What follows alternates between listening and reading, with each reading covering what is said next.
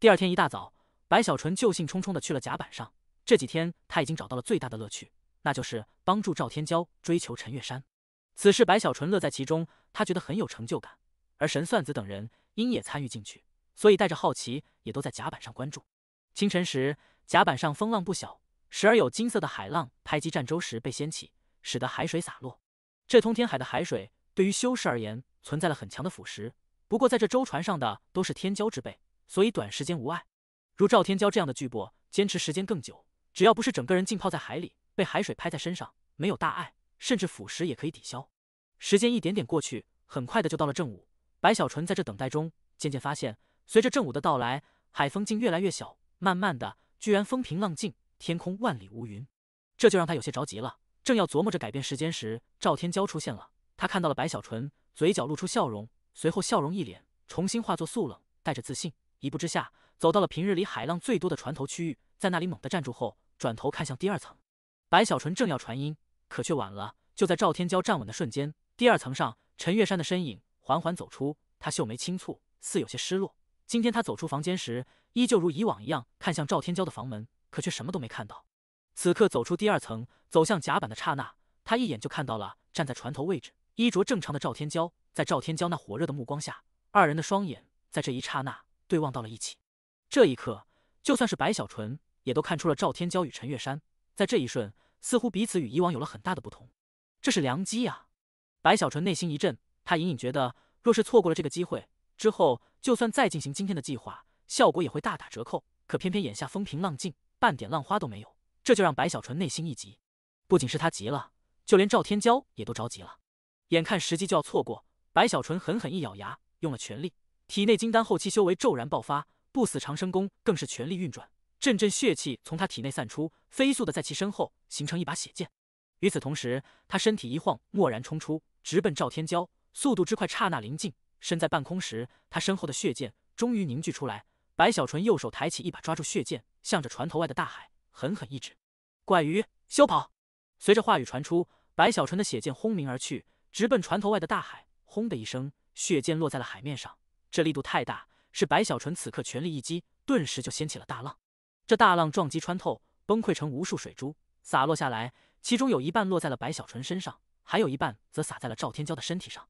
赵天骄的衣着本就单薄，此刻被这海水淋湿，立刻就如半透明一样，紧紧地贴在了身体上，使得那一身强悍的肌肉以及完美的身躯瞬间就显露在了甲板上众人的目中。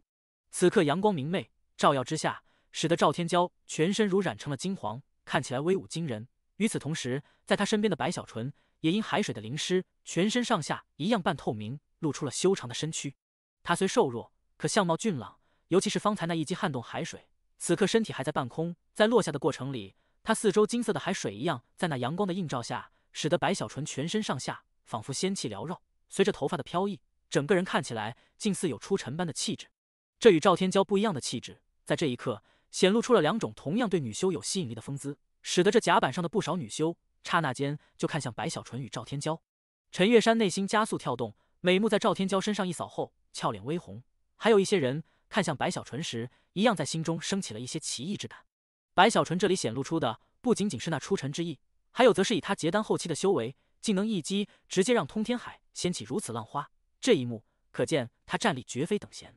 配合当初白小纯与公孙婉雕像一战的回忆，立刻让众人在看向白小纯时都若有所思。赵天骄激动，他看到了陈月山的目光，看到了他再次脸红。这一切在他认识白小纯前是从来没发生过的。此刻对于白小纯，他已经是感激无比，刚要说些什么，却被白小纯一把拉住。道好就收，你忘了我之前怎么说的了，不能心急。赵天骄连忙点头，二人快速离去，背影落在了很多人的眼里，再次心神一震，都觉出了白小纯与赵天骄似关系非同寻常。很多人都想与赵师兄亲近，可赵师兄高高在上，无法靠近，这白小纯是如何做到的？而且看他们的样子，似乎赵师兄对白小纯那里很信任的模样。在这众人低声议论时，白小纯拉着赵天骄回到了自己的房间，换了一身衣服后，二人坐在一旁。赵天骄情绪还很亢奋，他觉得这几天的经历实在太特别，也太重要了。小纯，现在我很确定，我已经引起了月山师妹的注意，而且这注意还不少。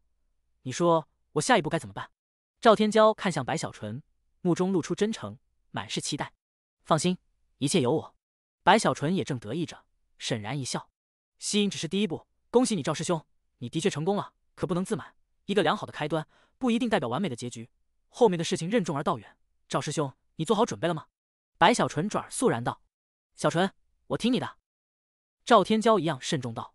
白小纯满意的点了点头：“你要知道，我上次说过安全感这个问题，现在你最重要的就是给月山师姐足够的安全感，在她危机之时，你要挺身而出，宁可自己受伤，也不能让你心爱的月山师妹出现丝毫的损伤。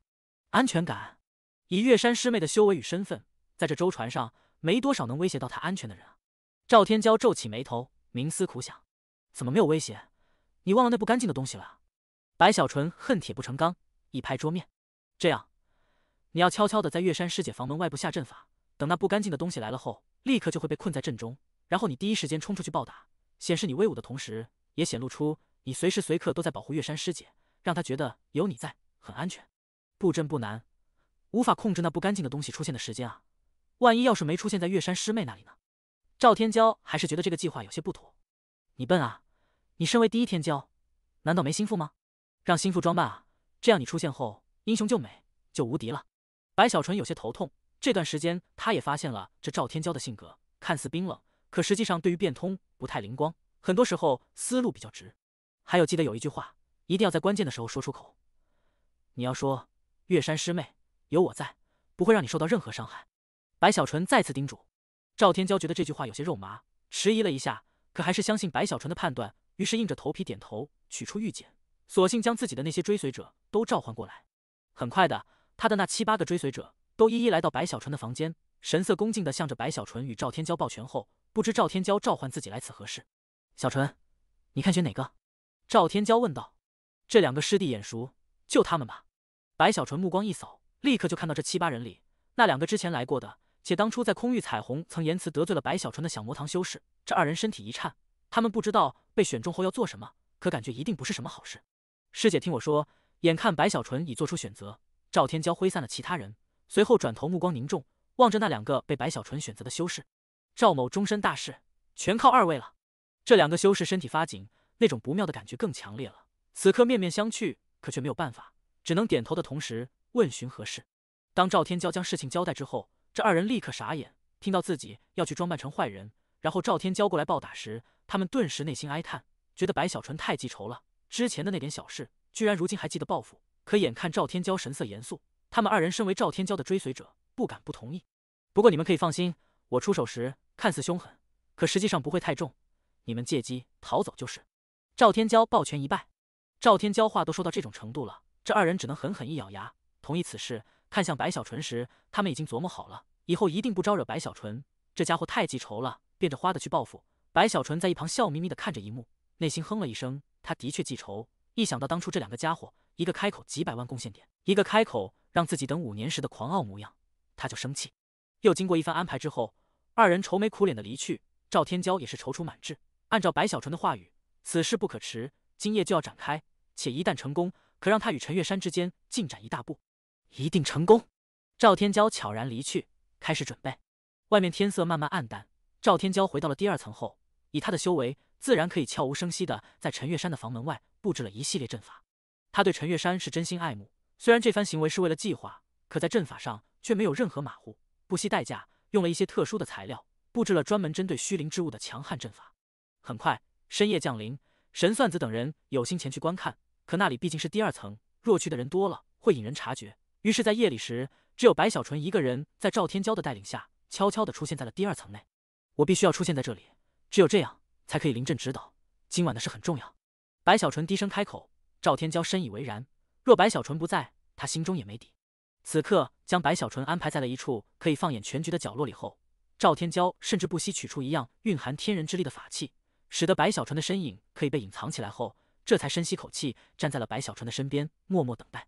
时间流逝，2人都没有说话，只等时间的到来。赵天骄紧张，白小纯更紧张，只不过他紧张的方向与赵天骄不一样，他的紧张更多的是对自己亲手策划的这个事件的期待。证明我情圣白小纯的时候到了。白小纯在心中默默低语，目光炯炯。又等了一炷香后，当外面一片寂静时，突然的，远处有2道身影，身上套着宽大的黑色长袍，盖住了面孔的同时，身体外还扩散出一些雾气，使得身影若隐若现，如同虚灵之物，快速来临。这二人正是赵天骄的那两个追随者。他二人盖住的面孔下，此刻一脸苦涩悲壮。慢慢临近时，他们相互看了看，都狠狠一咬牙，展开全速，直奔陈月山的房门而来。在来临的过程中，他们的口中还按照白小纯之前的要求，发出各种怪异的声音。这声音尖锐，传遍四周时，他们也到了陈月山的房门外。原本按照白小纯设计的步骤，是这二人怪叫后，赵天骄第一时间冲出，大吼一声，诸如休要伤我师妹这样的话语。可眼下，当那二人出现，发出怪叫，赵天骄猛地站起，脸上露出愤怒，正要大吼一声冲出时，意便乍起。只见突然的，陈月山的房门竟被人从内狠狠的一脚踢开。随着房门突然被踢开，陈月山的身影如一道青色的闪电，刹那冲出，速度之快，几乎化作了残影，眨眼就临近二人。右手抬起掐诀一指，顿时一股风暴轰然爆发，直接就落在了一人身上。此人鲜血喷出，身体猛地倒退，如被山风轰击。与此同时，陈月山冷哼一声，一步走出后，在另一人骇然惊慌时，陈月山的右手竟刹那收回，居然强悍的如同男人一样，一头撞了过去。咔咔声传出，落在白小纯耳中时，白小纯睁大了眼，喉头滚动了几下。他看着那修士被这一下撞得鲜血喷出，身体不停倒退。这一刻的陈月山竟爆发出了惊人的肉身之力。白小纯吸气时，赵天骄在一旁也都懵了。这一切与白小纯所说的不一样，一时之间他也不知道怎么办了，只能傻在那里。陈月山目中杀意一闪，他修为不俗，且之前出现了季芳死亡之时，他看似没有在意，可实际上很是警惕。赵天骄或许能瞒过他，可这两个赵天骄的追随者，他们刚一出现，陈月山就察觉了。此刻再次走出，正要继续追杀时，那两个喷出鲜血的修士都痛得快哭了，内心的委屈化作泪水，已经快要流成通天海。二人有种强烈的感觉，若是这么下去，再来几下，他们真的会被打死。此刻没有半点迟疑，在陈月山再次来临的瞬间，他们猛地摘下了头套，露出了面具。师姐听我说，师姐莫打。二人急忙开口，目光不由自主地看向不远处，傻傻地站在那里的赵天骄。说好的演戏呢？说好的只是假打呢？说好的让我们借机逃走呢？他们的目中将这一切透露出来，仿佛在哭诉。陈月山目中露出惊芒，冷哼一声，皱起眉头，也不由得看向赵天骄。赵天骄额头流下冷汗，很是心慌，下意识的就看向白小纯藏身的地方。白小纯此刻也心惊肉跳，他从来不知道，那看起来很温柔、会脸红的陈月山师姐，真正的面目居然是如此暴烈、彪悍。他心中紧张，很担心，若是陈月山知道自己帮赵天骄勾引他后，会不会恼羞成怒，直接暴打自己师妹。赵天骄一咬牙，硬着头皮，正要开口解释，可就在这时，突然的，从下方第3层的区域内，有一声凄厉的惨叫突然传出。这惨叫声带着前所未有的惊恐，凄厉的难以形容，让所有听到之人全部都心神狂震。白小纯面色一变，赵天骄也是双目猛地收缩，陈月山一样如此。那两个被暴打的追随者同样吸了口气，可还没等众人反应过来，猛然间一道白影竟从第3层飞出，直奔第2层而来。在白小纯等人所在的位置，可以清晰地看到那道白影，尽管看不清模样，可却有冰寒的气息瞬间笼罩八方，甚至地面都在这一刻出现了冰封的征兆，使得所有人仿佛魂魄都被冰冻，面色奇变。那不干净的东西竟在今夜真的出现了。就在这白影出现的瞬间，赵天骄是众人中修为最高者，他第一个反应过来，整个人在这一瞬气质大变，不再是如与白小纯接触时的模样，而是冷酷无比，整个人煞气翻腾，仿佛杀神一般，向前一步走出，瞬间冲出，速度之快，竟与那冲向陈月山的白影4步相上下，眨眼就碰触到了一起。轰轰之声顿时震天回荡。赵天骄出手时，风雷滚滚，无数闪电向着四方疯狂的扩散后又收拢。那每一道闪电内蕴含的力量，就算是元婴看到也都皱眉。而如此多的闪电凝聚在一起，其威力之大，惊天动地。巨响撼天时，赵天骄与那白影站到了一起。白小纯深吸口气，看着这一幕，他知道赵天骄强悍，可以斩杀元婴，可如今亲眼看到后，感受更为强烈。赵师兄竟这么强！白影如魅，就在白小纯目光看去的同时，赵天骄仰天一吼，双手抬起，赫然有无数的弧形闪电凭空出现，凝聚在他双手四周，形成了2个足有1尺多大的闪电团。这闪电团本是银色，可眨眼间就化作了金色，瞬间就被赵天骄轰向白影。给我灭！赵天骄大吼，这一刻他气势如虹，一往无前，声响回荡四方，爆发出的威力之大，让白小纯在看到后都忍不住连连吸气。太猛了！白小纯内心震动，这2团闪电璀璨刺目，其内蕴含的恐怖之力，白小纯只是略一感受就极为心惊。那白影看不清样子，仿佛他本身就没有实质的模样，只是一团光影而已。此刻猛地扭曲，竟在半空中化作一只白色的大手，向着奔雷而来的赵天骄狠狠一拍。轰鸣之声顿时回荡四方，在这深夜里，这声响传遍整个舟船。白小纯立刻就明白了赵天骄这里的意图，他显然就是要引起剧烈的声响，使得所有人都来临，一次性的集合众人之力灭杀这白影。可赵天骄低估了那白影的强悍，在那白影所化大手与他的雷霆闪电碰触的瞬间，随着巨响的传出，赵天骄喷出大口鲜血，他四周的闪电轰鸣间寸寸碎裂。这还是白小纯第一次看到闪电碎裂的样子，那些闪电支离破碎，化作无数残糊，向着四周扩散开来。噼里啪啦的声音在这些残糊碰触到了四周的墙壁后，立刻密集的传出。而那白影虽强悍，但在赵天骄这全力一击下，还是全身一震，暗淡的同时也被逼退了数丈。可就在退后的一瞬，这白影全身猛地一晃，顿时就自行的分裂，化作了9份，竟直奔赵天骄而来。看其目标，居然是赵天骄的身躯，仿佛要钻入进去，要么夺舍，要么吞噬。与此同时，一股可以让灵魂都僵硬的冰寒也随着白影的扑来，刹那扩散四方。眼看赵天骄危机，陈月山面色变化，迈步间骤然而出，右手握拳，向着扑向赵天骄的那些白影一拳轰去，左手更是掐诀，立刻有阵阵月光凝聚在他的四周，赫然在其身后形成了一轮满月。这满月散出诡异之芒，在出现后，随着陈月山掐诀一指，顿时穿透陈月山身体，呼啸间直奔白影而去。所过之处，一股岁月之力竟蕴含在内，仿佛月光所在，时光加速。赵天骄双目怒睁，此刻危机关头，他深吸口气后，从他的体内竟传出擂鼓之音。他右手猛地抬起，狠狠一掀，顿时一连串的金色闪电球立刻轰隆隆的在四周快速凝聚出来。没有结束，远处的赵天骄那2个追随者此刻也都同仇敌忾，二人狠狠咬牙，悍然临近，直奔白影，要去一起战这虚灵之物。眼看众人都已出手，白小纯狠狠一咬牙，他知道自己若此刻不出手，以后难以面对赵天骄等人，于是大吼一声，从藏身之地一冲而出，与赵天骄等人一起直奔白影而去。与此同时，白小纯内心呜呼焦急，觉得怎么到了现在，其他人还没有出现？可实际上，从这白影降临直至现在，看似缓慢，但时间也就是过去了10多息而已。白影眼看众人齐出，他猛地一晃，之前分裂散出的9份光影竟改变方向，2份杀向后方的赵天骄追随者，2份阻挡陈月山，还有2份飞向白小纯，而余下的3份目标不变，直奔赵天骄。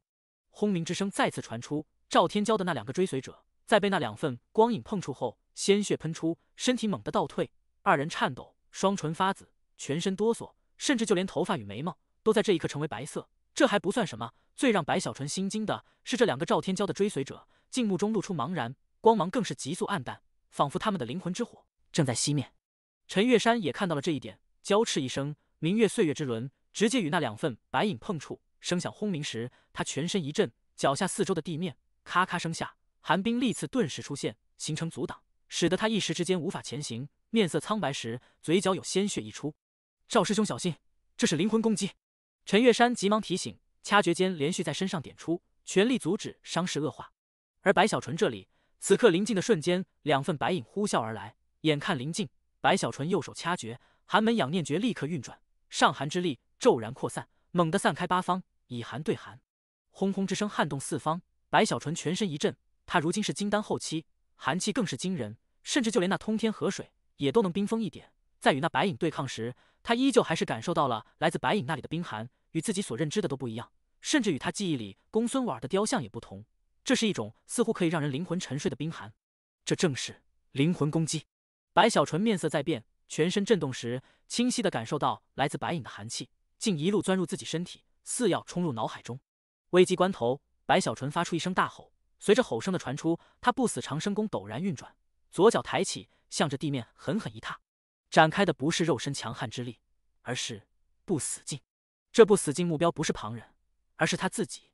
咔咔声传出时，一道道裂缝在白小纯身上出现，急速蔓延，可以看出那蔓延赫然是从内向外，眨眼间就覆盖全身，阻挡体内寒气入侵灵魂。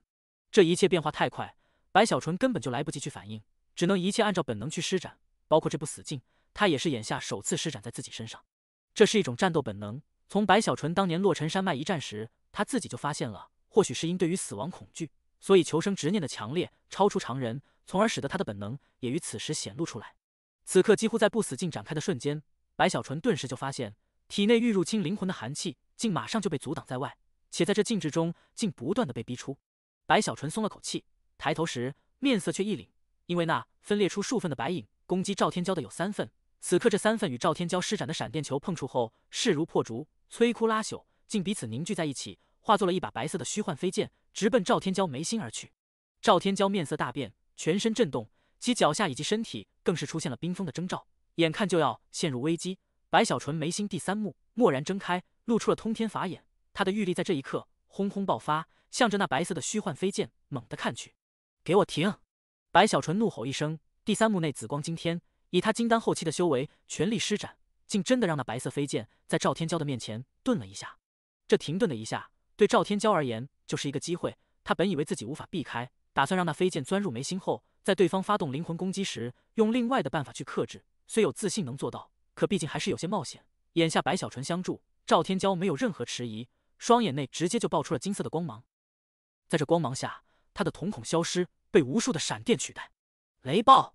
赵天骄大吼，他的目中所有闪电在这一刻轰鸣而出，从他双眼内宣泄，直接使得前方一切范围刹那间就被闪电雷霆轰鸣弥漫。那白色的虚幻飞剑一顿，在闪电崩溃中急速后退，与其他几份白影急速凝聚在一起后，化作了一道人形之影，似深深的看了眼赵天骄，又仿佛是在看白小纯，一晃之下急速消失，似他想来就来，想走就走，在这战州第2层内来去自如。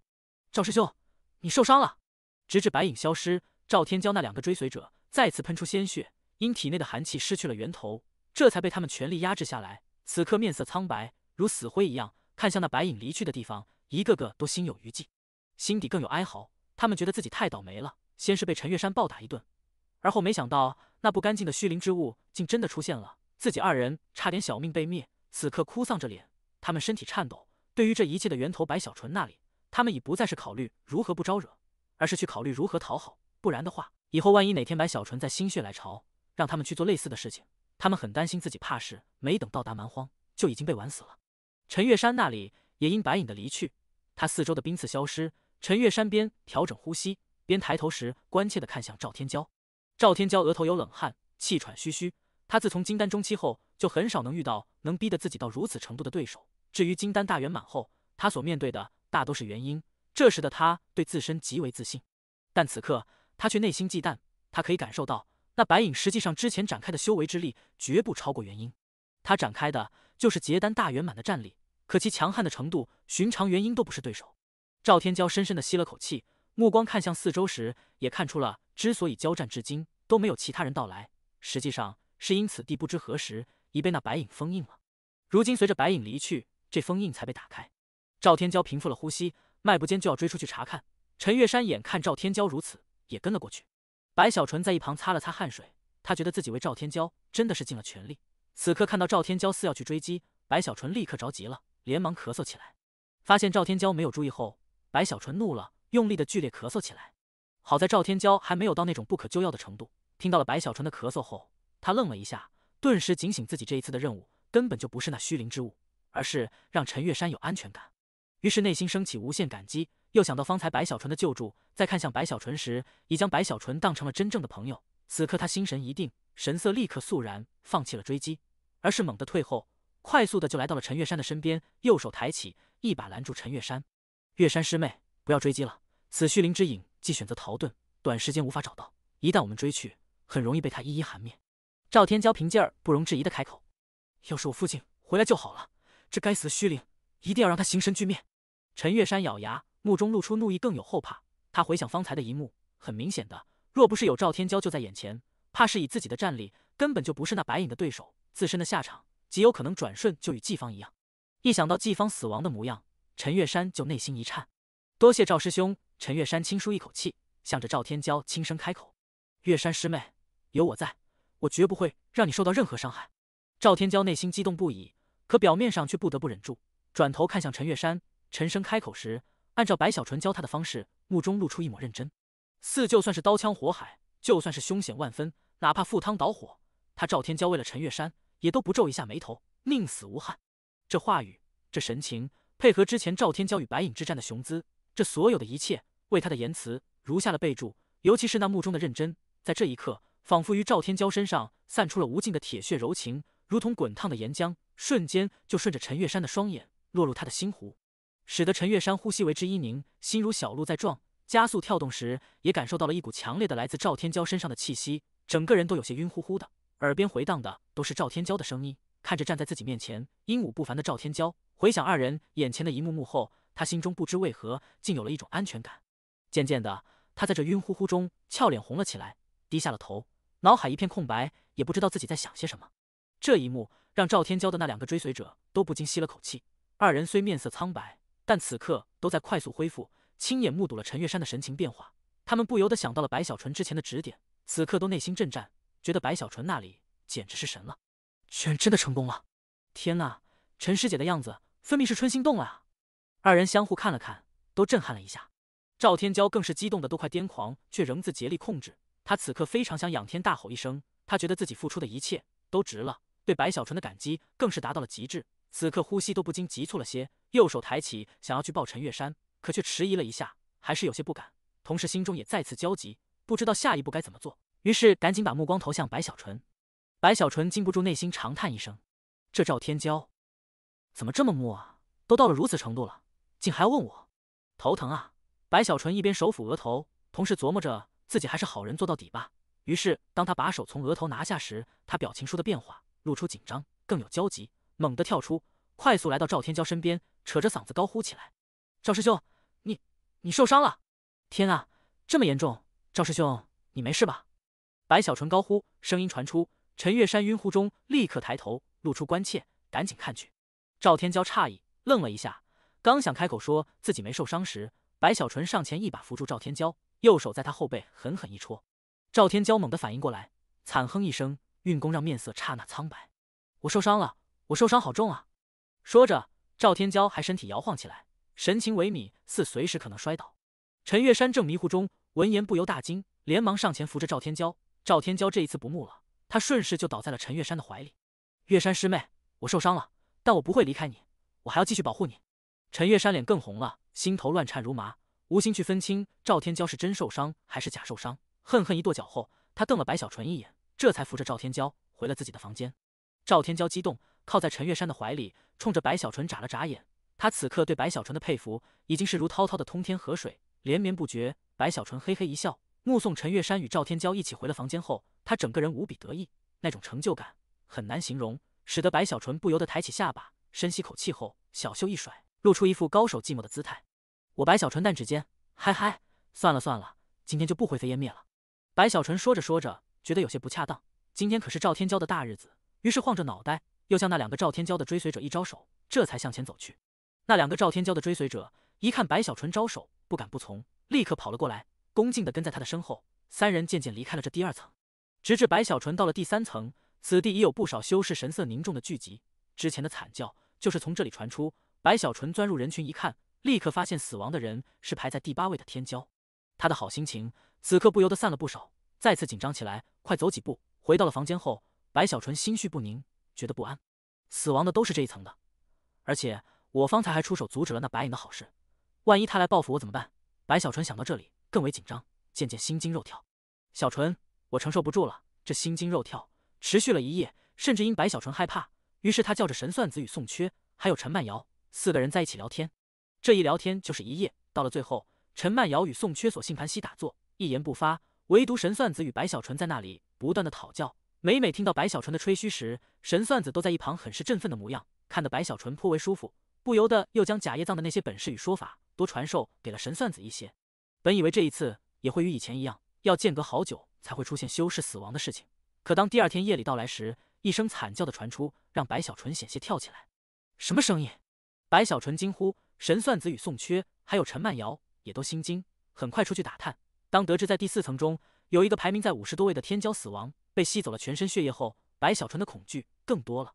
事情没有结束，反而在之后的几天更为频繁的出现，死亡大都集中在了第4层内。在之后的半个月里，几乎每天第4层都有人传出惨叫。渐渐的，整个周传的修士都人心惶惶，一个个似乎都胆颤心惊。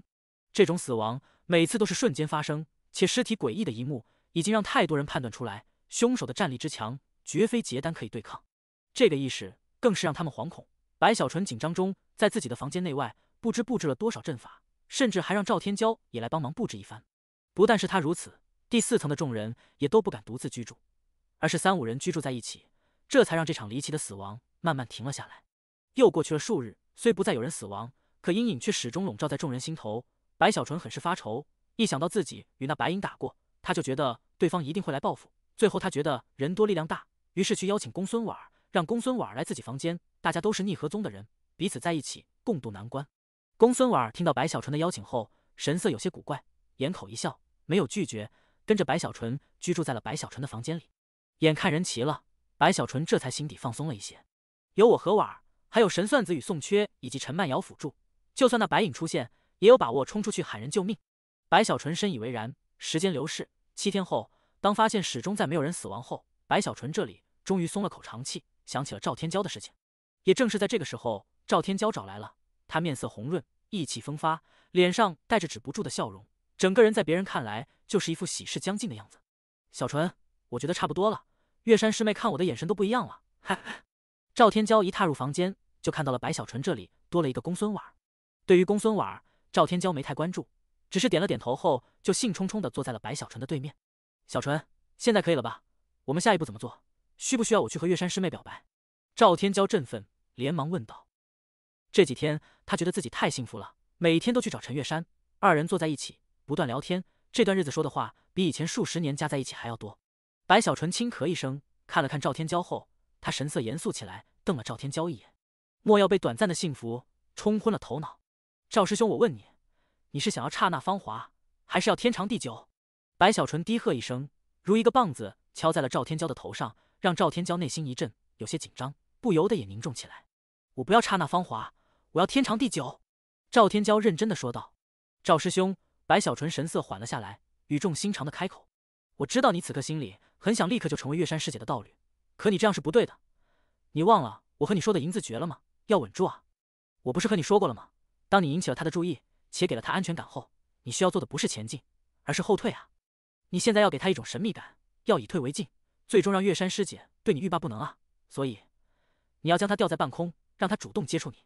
切记一点，你一定要若即若离，不可高歌猛进，要一点点慢慢接受，最终才可以给他一个来之不易的惊喜啊！白小纯苦口婆心，恨铁不成钢的说了起来。赵天骄在一旁越听越是有道理，最终狠狠一咬牙：“好，我听你的。”说完，赵天骄深吸口气，带着决断离开了白小纯的房间。在之后的几天，赵天骄严格的按照白小纯的要求，开始对陈月山若即若离，甚至有时候直接消失数日，就算是见到了，他也会变得冷漠一些。偶尔的，则是按照白小纯的要求，与陈月山那里恢复如常。就这样，时而疏远，时而亲密。这一切让陈月山先是不解，而后生气，最终不解与生气交融在一起后，他觉得不对劲，不由得想要去进一步了解这一切到底是怎么回事。赵天骄的表现让他觉得与自己记忆中的对方不一样，于是开始主动接触，想要去看看究竟。就这么的，他们2个人来来回回7、8个回合。在这过程中，时间过去了1个月。这1个月里，战舟上的死亡再次开始出现，这一次依旧是第4层，并非所有修士都3、5成群，还是有一些单独居住。死亡就是从这些单独居住的修士身上出现。随着惨叫的传出，随着死亡的尸体一具具出现，舟船上人心浮动，恐惧大范围的传播开来。当死亡的人数累积到了50、60人时，这种恐慌已经让所有人都快要承受不住了。可无论怎么调查，无论怎么去寻找，都找不到丝毫线索。很快的，众人之间的信任也都减少太多，每个人都在怀疑彼此的同时，死亡之人也从之前的最多1夜1人变成了1夜2人、3人，甚至最惊人的一次是1夜之间死亡13人。这13人的全身鲜血都被吸干，成为干尸。这一幕立刻让战舟上的众修全部震动。白小纯的恐惧也在这个时候达到了极致，他觉得在这舟船上太危险了，内心无比期待3眼老者赶快回来。这么下去，等到了蛮荒，这一船上的死多少啊？白小纯哭丧着脸，忐忑不安时，索性将赵天骄那2个追随者也喊到了自己的房间。他觉得自己这里人数多一些才安全。这2个追随者也是惶惶不可终日，他们也担心那白影报复，这段日子内心折磨，恐惧不已。听到白小纯召唤，他们立刻激动狂喜，觉得白小纯对他们太好了，于是二话不说，立刻就过来了，甚至对白小纯很是讨好。但凡白小纯所需，他2人立刻就去完成，仿佛义不容辞。直至又过去了数日，当这段航行已走完了近大半时，赵天骄实在是受不了了。他觉得自己每天都在煎熬，明明对陈月山喜欢的不得了，可偏偏却不能过于亲密。而陈月山也极为执着，竟多次主动，想要问出一个答案。每次赵天骄都恨不能立刻开口表达自己的感情，可一想到白小纯的安排，他就只能咽下。此刻他承受不住了，在这一天黄昏，赵天骄再次来到白小纯的房间，刚一进来就看到白小纯躺在那里，身边是自己那2个追随者，一个在给白小纯捏肩膀，一个在捶腿。在赵天骄进来时，其中一个还在小声问白小纯力度是否合适。小纯，我承受不住了，我好多次都想表达感情了，再这么下去，别说他了，我自己都觉得我和月山师妹很难天长地久了。赵天骄神情憔悴，眼巴巴地看着白小纯。看到赵天骄后，白小纯一愣，他这段日子心惊肉跳，每天想的都是一旦那白影来了，自己该如何抵抗。而赵天骄又好久没来，他这里几乎快要忘了这事。此刻一听赵天骄的话语，白小纯立刻一个机灵，更有心虚，连忙干笑一声，当着赵天骄的面掐指，在那里装模作样的算了算后，一拍大腿：时机到了，明天中午，赵师兄，你去向月山师姐表白吧，这是最终的一击，从此之后，你就可以抱得美人归，与月山师姐双宿双飞。白小纯大声说道。赵天骄闻言精神一振，起身走来走去，神色内激动，更有紧张，时而握住拳头，时而又患得患失。你说万一他拒绝了怎么办？赵天骄脚步一顿，担心地问道。根据我情圣白小纯纵横情场数10年的经验，表白失败的原因有很大的程度是因彼此之前没有足够的沉淀，而你不同，你与月山师姐已沉淀很久，所以你现在最需要注意的就是言辞。不过此事你可放心，我白小纯最擅长的就是这一点，一定帮你。白小纯一挥手，老气横秋的开口。赵天骄如今对白小纯已经是心悦诚服，在这方面，白小纯说的每一句话他都会遵从。此刻闻言，他松了口气，觉得有白小纯帮助，这最后一道难关必定迎刃而解。我会帮你详细策划的。白小纯淡淡一笑，一副高深莫测的样子，与赵天骄商议到了深夜。赵天骄这才踌躇满志，昂首挺胸的离去。第二天中午，风和日丽，海面平静，只有微微波浪起伏。放眼看去，整个大海如一面金色的镜子，很是美丽。远处能看到一些在这通天海上能生存的特殊海鸟，在苍穹盘旋飞过，时而传出1-2声嘶鸣，扩散四方。赵天骄穿着青色的长袍，站在船头，玉树临风一般，目中更带着深邃之芒。远远一看，如同一座山峰，尤其是那笔直的腰杆，惊人的气势，使得他全身上下都散发出一股强悍之意，让所有看到之人都会一眼记住。他站在那里，遥望远方，右手放在腰后，抬起下巴，长发在那轻微的海风中飘起，衬托出如雕刻般的俊朗，透出一股说不出的神武之意。没有人注意到，此刻在他的耳边，白小纯的声音正快速传音：错了错了，是把左手放在腰后，对，抬起头，要抬着下巴看向远方，眼神别乱动，左脚向前伸出半步。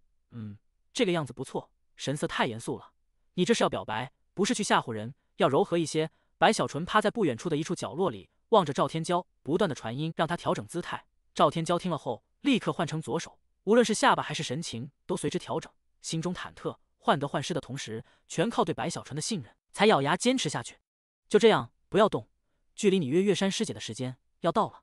白小纯很是振奋，他看着赵天骄，回想这段日子的一幕幕，这可是他亲手策划的一场追求，如今一切都准备好了，就差最后一击，必成。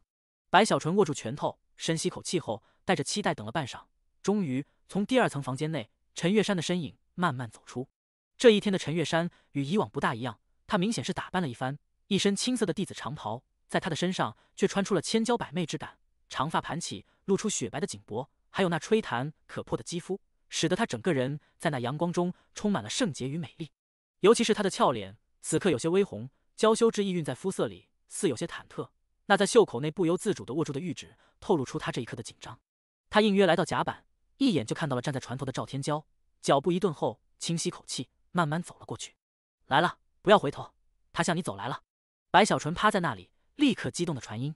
赵天骄身体微不可察的一颤，咬牙让自己维持这个状态，临时散开，感受到了身后陈月山的靠近。不多时，陈月山就站在了赵天骄的身边。香风袭来时，赵天骄觉得自己的心跳控制不住的加速跳动。赵师兄，你找我什么事？陈月山轻声开口，袖口里的玉手抓了一下衣角。他觉得这个样子的赵天骄有些怪，可却很喜欢。白小纯睁大了眼，目不转睛，生怕错过丝毫。赵天骄缓缓吸了口气，他没有回头，此刻一咬牙，目中遥望远方海天，脑海浮现白小纯教他的话语。在这口气吐出时，抬起右手，一指天空，深沉的开口：月山，你抬头看那蔚蓝的天空，那蓝色，那一尘不染，代表了我对你的情不染凡尘，永世不变。赵天骄声音低沉却热烈，此刻传出时，他的话语落入陈月山心神内，让陈月山方心猛地颤动，脑海嗡的一声，呼吸乱了一些，下意识地抬头看向天空。白小纯看着这一幕，忍不住在心中赞叹了一下赵天骄，觉得赵师兄终于开窍了。这番话说的，让白小纯自己听了都觉得非常完美。这可是我花费了好久的时间才想出的词语。白小纯正得意时，忽然的，在陈月山抬头看向苍穹那碧蓝血天空的刹那，轰的一声，有雷霆从苍穹传出。这大海的天气也不知是不是巧合，居然说变就变，眨眼间竟乌云密布。还没等白小纯反应过来，整个苍穹雷霆滚滚，蓝色改变，看起来不再是一尘不染，而是成为了灰黑之色。白小纯傻眼了，赵天骄也瞪着眼睛，一旁的陈月山一样呆了。这是怎么回事？白小纯心惊，倒吸口气，他觉得很不对劲。赵天骄沉默，陈月山也不知道该说些什么，似有些尴尬。半晌之后，赵天骄狠狠一咬牙，他准备继续下去，就算是天公不作美，今日说什么也要完成这艰巨的人生大事。月山，赵天骄一指大海，声音高昂，传遍四方。你看这平静的海面，一如我的心，有了你后，从此海誓山盟，荣辱与共，对其他庸脂俗粉绝不动心丝毫，如此刻的大海一样波澜不惊。赵天骄这番话语在说完后，陈月山身体一震，似有感动，目光不由得随着赵天骄所指看向海面。可就在看去的瞬间，突然的天空雷霆轰鸣，云层翻滚间，豆大的雨水倾盆而落，哗啦啦的落在了战舟上，落在了大海中，使得大海掀起了风浪，不再是平静，而是波涛不断。白小纯差点跳起来，他在角落里，此刻冷汗流下。今天的事太诡异了，让白小纯不由得胡思乱想。莫非是我错帮了姻缘？白小纯心底发凉，正头痛时，赵天骄都要哭了。他觉得这天地似乎与自己作对，自己说什么立刻就反着来。此刻悲愤，正不知要怎么继续时，一旁的陈月山扑哧一声笑了起来。她本就美丽，此刻笑容浮现，双眸成了月儿牙，抬起玉手，主动地拉住了赵天骄的手，深情地看了过去。赵天骄身体一震，也看向陈月山，二人的目光在这一刻仿佛成为了永恒。陈月山喜欢赵天骄，从当年自己的父亲收赵天骄成为弟子的那一刻，他就喜欢上了这个有些木讷，但关键时刻却很彪悍的师兄，甚至也曾主动接触。可惜赵天骄的表情不多，平日里又大都在外面试炼。渐渐的，陈月山的这份心意也就埋在了心底，偶尔回想，也有轻叹。直至在这战舟上，直至数月前走出房间时，他看到了全身粉色的赵天骄，那一刻，他目瞪口呆。此后发生的事情让他觉得自己如做梦一样。白小纯长出一口气，看着赵天骄与陈月山，觉得自己哪怕是帮错了姻缘，也都无碍了。他嘿嘿一声，大有一种自己是情圣之感，抬起下巴，小袖一甩，如寂寞的高手般淡淡开口：“我白小纯。”可白小纯自我陶醉的话语还没等说完，突然的，远处的天空上雷霆闪耀轰鸣，数道身影从那云层内骤然飞出，直奔战舟。当手之人正是那位三眼老者。天人回归，父亲，师尊！赵天骄与陈月山立刻惊呼，二人赶紧退后几步，有一种被人捉住的感觉，都紧张起来，有些羞恼，忐忑不安。那三眼老者陈鹤山此刻呼啸而来，他面色阴沉，狠狠地瞪了赵天骄一眼。他身后跟着的五位元婴修士，神色虽疲惫，可如今却都是似笑非笑，有些古怪的，不时的上下打量着赵天骄与陈月山。这几位的表情，再加上陈鹤山的目光，赵天骄与陈月山立刻就明白过来，方才的表白，怕是被这几个老家伙全部都听到看到了。而且那天空与大海的变化，时有星号都是与陈鹤山有关系。白小纯在一旁看着这一幕，也禁不住身体发寒，隐隐觉得有些不妙，想要小心翼翼的后退，可却觉得不妥。于是赶紧侧头，装出一副无辜的样子，仿佛在看着风景，同时悄悄取出一壶灵酿，小口小口的喝着。赵天骄顿时大为紧张，他最怕的就是这个师尊，尤其是此刻，除了紧张外，还有尴尬。陈月山却没有，他上前再次拉住赵天骄的手，抬头望着自己的父亲，四寸步不让。赵天骄，你长本事了呀！陈鹤山有些无奈，又瞪了赵天骄一样，哼了一声后，目光一扫，看向白小纯藏身之处。这一道目光如刀子一样，极为犀利。落在白小纯身上时，白小纯内心一颤，眼珠子快速转动后，面色瞬息酡红，身体立刻摇晃起来。好久，他摇晃着身体走了几步，到了拐角处后，避开了三眼老者的目光，赶紧飞奔。陈鹤山哼了一声，也没太多理会白小纯，转身带着身后的那5个元婴修士飞入第1层的房间。赵天骄与陈月山相互看了看后，赵天骄横下心来，一咬牙，硬着头皮去拜见他的师尊。此事他要解释清楚，不能让师尊对月山对白小纯有什么不好的看法。白小纯一路小跑，回到了房间后，这才呼呼喘了口气，面容愁苦起来。早知道这样，昨天表白啊，怎么就这样巧了？偏偏这个时候那三眼老头回来，这要是让他知道我帮助赵天骄打他女儿的主意，我就惨了。白小纯越想越觉得悲催，可却没办法解决，只能长叹一声，开始琢磨如何应对。等了好几天，白小纯再没看到赵天骄，可陈鹤山也没来找他的麻烦。白小纯心底略安时，陈鹤山的法令传出：所有弟子留在你们各自的房间内，不可随意走动，等待老夫的调查。这声音带着威严，更有怒意，传遍整个战州后，无人敢不遵从。宋缺等人也都赶紧离开白小纯这里，回到了各自的房间。很快的，陈鹤山带着那5位元婴修士，开始一一调查每一个人。显然是知道了，在自己外出的这段时间，有大量修士死亡的事情，准备严厉的调查。这调查很是详细，每一个弟子，不管排名多少，都会被陈鹤山等人详细问询。很快的就查到了白小纯这里。白小纯紧张的来到第1层，三眼老者所在之处，到来后立刻拜见。弟子白小纯，拜见诸位前辈。你就是白小纯？陈鹤山坐在上首位，闻言目中掠过一抹亮芒，看向白小纯。白小纯忐忑的点点头，眼巴巴的看着三眼老者。有本事啊！陈鹤山仔细的看了看白小纯后，淡淡一句，随后不再说话，而是闭上了眼睛。其他几个元婴修士开始问询各种问题，尤其是其中有2人目光如电，似可以看穿一切虚无。白小纯一一回答，半晌之后才离开了这里。走出时，他擦了擦额头的汗水，心底叹了口气。这三眼说我有本事，这是夸我呢，还是损我？我明明是为了他的弟子与闺女的终身幸福啊！可他要是以后给我穿小鞋怎么办？白小纯有些拿捏不准，想了半天，没办法，只能又叹息起来。之后的半个月，整个战州上所有弟子都被调查了一番，也不知道陈鹤山是如何分辨的，始终没有调查出任何结果。甚至那些尸体，他也都去看了，神色阴沉似铁，不知在想些什么。好在随着陈鹤山的归来，死亡之事再没有出现。时间流逝，很快就过去了2个月。这2个月，白小纯没看到赵天骄与陈月山的身影，也不知道他们怎么样了。直至这艘战舟航行到了第6个月，远远地可以看到海岸时，白小纯才重新看到了赵天骄与陈月山。数月没见，赵天骄的修为看起来更精进了一些，目光炯炯的同时，陈月山那里也是如此。2人身上竟隐隐的有比以前更强的气息，若隐若现，似乎若有结阴之物，可以随时踏入元阴境。这一幕看得不少人都很羡慕，也不难猜出陈鹤山的归来必定是有所收获，而作为他的弟子与女儿，自然会好处多多。白小纯心头酸酸的，在甲板上溜达时，看了眼赵天骄，赵天骄也看到了白小纯，精神一振，快速走来，将白小纯拉到了一旁后，递给了他一个白色的小瓶。这是我和你嫂子省下为你留着的一瓶银鱼血，此物你回去吞下，可让修为精进不少。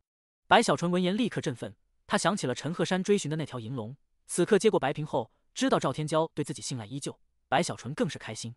这么快就要叫嫂子了？他知道了。白小纯笑道，心底也真正松了口气，知道没事了。那三眼老头应该也不会给自己穿小鞋了，都知道了。你嫂子让我和你说，很感谢你呢。赵天骄有些不好意思，干咳一声，拍了拍白小纯的肩膀，正色起来。小纯，你要好好修行，这段时间我看你对修行有些怠慢，这是不对的。再有数日，我们就到岸边了，在那里，自身的战力才是立足的根本。蛮荒之地，你之前可能了解的不多，我来和你详细的说一说，你好心中有数。这些事情都是我师父前些日子告诉我的。赵天骄拉着白小纯到了角落里，也不在乎别人看出他们亲近，低声说道：通天大陆以通天海为中心，蔓延4条大河，而后不断分支，如一棵大树散开，使得被笼罩的范围存在了灵气。可通天大陆太大，通天河难以蔓延到极致，所以就出现了一大片灵气无法弥漫之处，那里就是蛮荒。蛮荒不仅仅是在外围，在每2条主干大河之间也存在了灵气无法覆盖的区域，所以才有了长城的存在。白小纯神色凝重，他听说长城也不是1次半次了，甚至还找陈曼瑶打听过，知道长城对于星空道集宗极为重要。此刻听到赵天骄介绍，他不管是以前是否听到了类似的话语，也都认真聆听，这毕竟关乎他在这里10年内的生死历练。长城如一个圆圈，守护东西南北通天一脉的繁衍与安全，你可以把这个圆圈，这个长城看成是界限，过了长城就是真正的蛮荒了。蛮荒贫瘠，常年有战争，敌人除了无尽的冤魂外，还有蛮荒内的土著魂师。魂师？白小纯问道。他想起了陈曼瑶背后的势力，若有所思。我所了解的不是很多，只知道那些魂师如巨人一样，修行方式与修士相似，炼体居多，野蛮的同时也极为凶残。我星空道集宗的弟子被他们抓住后活活吃掉之事也有发生。赵天骄说到这里，白小纯猛地睁大眼，吸了口气，活活吃掉！白小纯内心狠狠一颤。蛮荒评级，从魂中吸收魂力来修行，对于灵气渴望到了极致。修士踏入，一旦被他们抓住，自然要吃下血肉来吸收血肉内的灵气。双方从古以来就相互仇恨，那些野蛮的土著总是想要靠近通天海的区域，想要获得灵气，可我们却不能让他们踏入进来。赵天骄解释了一下，眼看白小纯面色都苍白了，他也诧异，可却没多想。星空道极宗之所以在这里筑建了3城分宗，原因也是因此，阻止长城外的土著与冤魂踏入长城半步。数日后，当我们到了岸边时，你会看到第一座城池，那是东海城，灵气很浓，也算是长城内最安全的地方。介绍了总体的情况，赵天骄担心白小纯不了解具体，又详细的介绍了长城内。东海城在向深处前行，灵气会越来越少，逐渐削弱。那里存在了第2个城池，叫做界城，此城内有重兵把守，算是我等外出蛮荒的一个中转之地，也是对抗蛮荒的备用防线。白小纯听到这里，压下对活活吃掉这4个字的恐惧，认真去听，这些事情他知道的不多。而从界城再向深处，在几乎没有灵气的遥远地方，也就是长城所在，那里存在了第3座城池。这第3城名字也叫长城，其内驻扎的是我星空道极宗最恐怖的铁血修士，任何一个人都可以说是煞神一般的人物，就算是我也都不愿招惹。说起这第3城，赵天骄的目中露出执着与尊敬，更有火热。这些人组成了军团，叫做铁血军团，强悍无比，他们才是真正守护长城的存在，与蛮荒魂师常年开战，死亡极高。我听说共有5大军团，哪怕在那一个百夫长回到了宗门后，也都地位赫赫，因为他们的背后有铁血堂在。铁血堂凌驾于天人之人，是半神老祖亲自掌握的唯一宗堂。白小纯听到这里，不断点头，觉得那铁血军团仅仅是名字就满是煞气了。我的目标是先去蛮荒看看，历练一番后加入铁血军团内，立下赫赫战功，争取能成为一个千夫长。赵天骄深吸口气，坚定地说道。啊！白小纯吃惊地看着赵天骄，觉得对方这分明就是去送死吗？也唯有在长城才有天人坐镇，这一次我师父就是过去替换周前辈，在未来的100年内，我师父会坐镇那里，阻止外敌入侵。赵天骄拍了拍白小纯的肩膀，目中露出温和。他比白小纯年长，这段日子的接触，真心的将白小纯当成了自己的朋友。他的朋友不多，甚至可以说很少，一旦被他认可，那就是一辈子的兄弟。小纯，我来此的目的，获得天人魂还是其次，主要就是加入铁血军团。可你不一样，你要争取获得天人魂。赵天骄叮嘱道。蛮荒有魂，所有在通天大陆死亡的生命，他们的魂只要不是魂飞魄散，只要不是被人以星号力刻意留住，那么都会顺着冥河汇聚在蛮荒里。所以蛮荒从某种程度上来说，代表了死亡，代表了阴司。因无尽岁月的积累，所以蛮荒的魂太多了，其中必然有还没被人发现的天人魂。不过天人魂往往几千年也难得被发现一次，凤毛麟角，数量极其有限。根据我师父的推测，整个蛮荒如今天人魂加在一起，怕是都不超过2手之数。毕竟成就天道元婴者比天人还要少，只有天尊一人。赵天骄低声开口，这些事情已经是属于绝密，不可以告诉外人。赵天骄也是担心白小纯追求虚无缥缈的目标，这才告知一切。白小纯闻言心头一震，他曾经也考虑过蛮荒到底有多少天人魂，尤其是自己已具备了2个后，他甚至有过一丝憧憬，自己或许可以达到那种传说中的天道元婴。可如今听到了赵天骄的话语后，白小纯忽然意识到自己的这个目标太难的同时，他储物袋内的2个天人魂，其价值之大，远在他的理解之上。他不由得想起了送给他这2个天人魂的韩宗老祖以及杜灵飞。所以不要去追求天道元婴，那只是一个虚无缥缈的梦想而已。你的目标要放在天兽魂上，天兽魂虽也稀有，可数百年还是能看到几个。我师父曾判断过，蛮荒的天兽魂应该不超过50，具体他也不是很清楚。赵天骄叮嘱一番，将所知道的一切都告诉了白小纯后，这才离去。白小纯站在那里，望着远处越来越近的岸边，他有些发愁。这就要到了10年啊，怎么熬啊？白小纯叹了口气。时间流逝，很快3天过去，战舟距离海岸非常近了。这一天晌午时，几乎全部修士都不约而同地站在了甲板上，遥望远方。在那里，可以清晰地看到有一座惊人的城池。这城池青色，修建在了海岸上，整个海岸都修成了一个港口的样子，与城连在一起。阵法之力浩荡无边，甚至还有阵阵符文闪耀，在那城池的半空若隐若现，还可以看到不少的修士似乎也注意到了这里，正在港口遥望。双方相互对望，战舟的速度也逐渐的慢了下来。在过去了1个时辰后，慢慢的接近，使得双方众人都可以看清了彼此。当一声轰鸣传出，战舟慢慢停稳在了距离港口约末10里外的海面时，从城池内有8个元婴修士神色肃然地飞出前来迎接，还有不少结丹修士也都出现，恭迎陈鹤山的到来。拜见陈前辈，我等恭迎陈前辈。声音如浪不断传出时，陈鹤山飞出，带着身边的那5个元婴修士，与这些人点头后，没有理会众人，独自飞出，直奔远处。其他人见惯不怪，相互寒暄后，连同白小纯在内的战舟上的数百星空道级榜的天骄纷纷飞出，横渡10里通天海，直奔东海城而去。一路上，那些从东海城出来的结丹修士也都在打量这些星空道级榜的天骄，目中没有太多掩饰，带着审视与一丝轻蔑，如同是见过了风浪的老兵去看那些刚刚入伍的新人。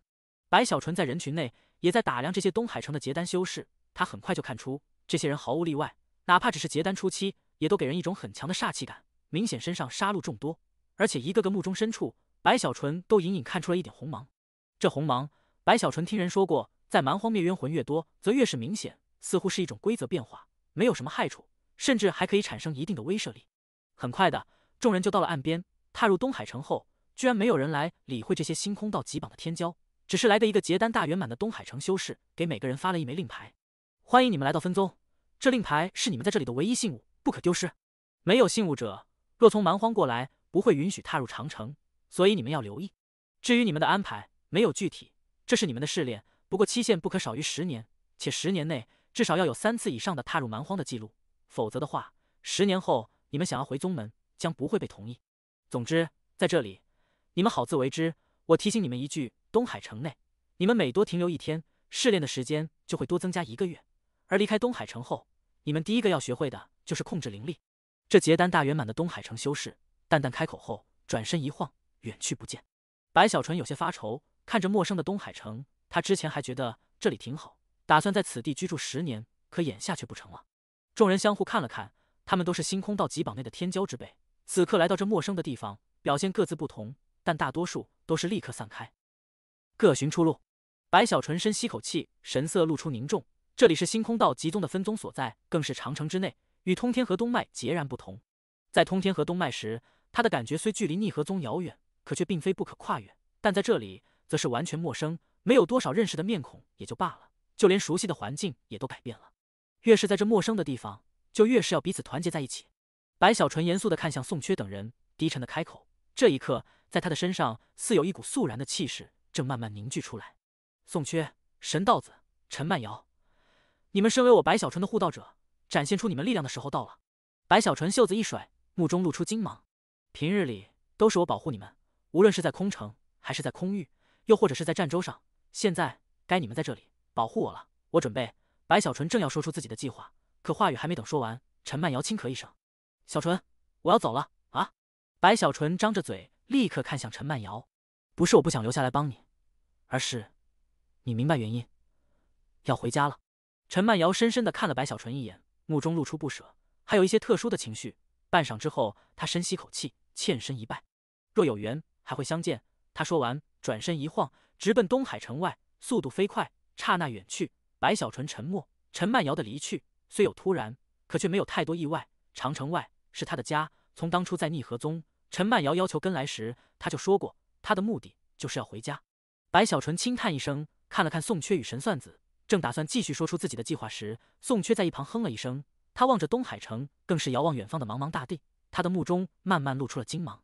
这里才是最适合我的地方，我宋缺就应该是生活在这种充满了危机、充满了厮杀的区域。只有在一次又一次的生死磨练中，我才可以让自己越来越强大，才有机会压过白小纯10头以上。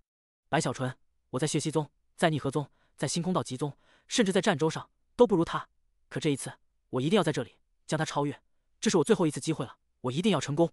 宋缺内心升起雄心壮志，神色坚定，看都不看白小纯一眼，身体一晃，化作一道长轰轰的一声，直接远去。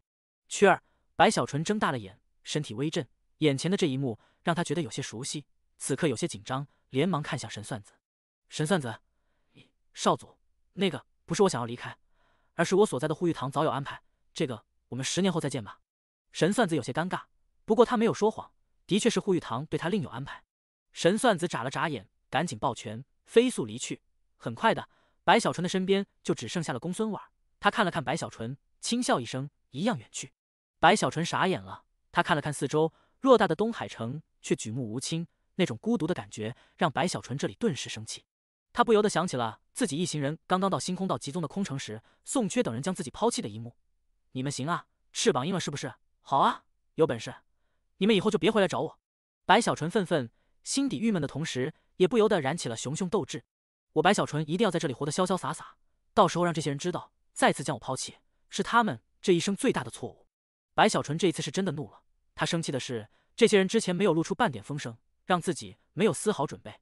他以为经历上一次，在不畏己身之后，作为他的护道者，不会再有人抛弃他，吃我的，喝我的，用我的，你们等着。白小纯一咬牙，看向四周后，又愁眉苦脸起来，正琢磨自己下一步要去何方时，忽然的，远处天空上本已经离去的一行5、6人，似看到了此地孤零零的白小纯，竟改变方向，直奔白小纯而来。小纯！随着这一行5、6人的到来，赵天骄的声音从天空传来。白小纯赶紧抬头，一眼就看到了赵天骄以及其身边的陈月山。除了他们外，还有2男2女。那2个男修正是之前对白小纯敬畏有加的追随者。至于那2个女弟子，白小纯有些陌生，不过想起赵天骄曾经对陈月山的介绍，觉得这2个女子实有星号，便是陈月山那边多年前就来到东海城的闺蜜。赵师兄！白小纯定睛一看，赶紧高呼：怎么就自己一个人了？你若没事，跟我们一起如何？我们彼此也好有个照应。我打算一路走去，看看这片大地，熟悉一下环境后，去长城外转转。赵天骄哈哈一笑，落在了白小纯的身边，拍着他的肩膀：我的那些护道者都被我打发走了，他们有自己的机缘，我不能干扰他们的道路。至于我这里，天大地大，自然要独立去闯荡一番，如此才可心与天平，神与的宽，方能容纳天道。白小纯轻笑一声，不想让赵天骄等人觉得自己被抛弃了，于是吹嘘起来。陈月山跟着赵天骄来临，笑眯眯地站在那里，打量白小纯时，神色有些嗔怒之意，显然想起了赵天骄和他说的关于白小纯教他的那些事情。至于那2个追随者，此刻也都恭敬地抱拳，对白小纯这里不敢得罪丝毫。而陈月山的那2个闺蜜也都好奇地看向白小纯：白师弟，我们本已走了，可你赵师兄不放心你，要回来看看，我们也打算闯荡一番，可人多毕竟安全不少，你就当帮我们，和我们一路吧。陈月山微微一笑，声音软软的，很是好听。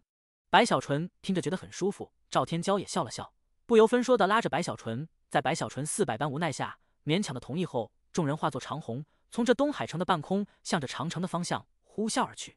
刚一离开东海城，白小纯对于这里的灵气倒没有太多的不适，实际上在这个位置因靠近通天海，灵气还好。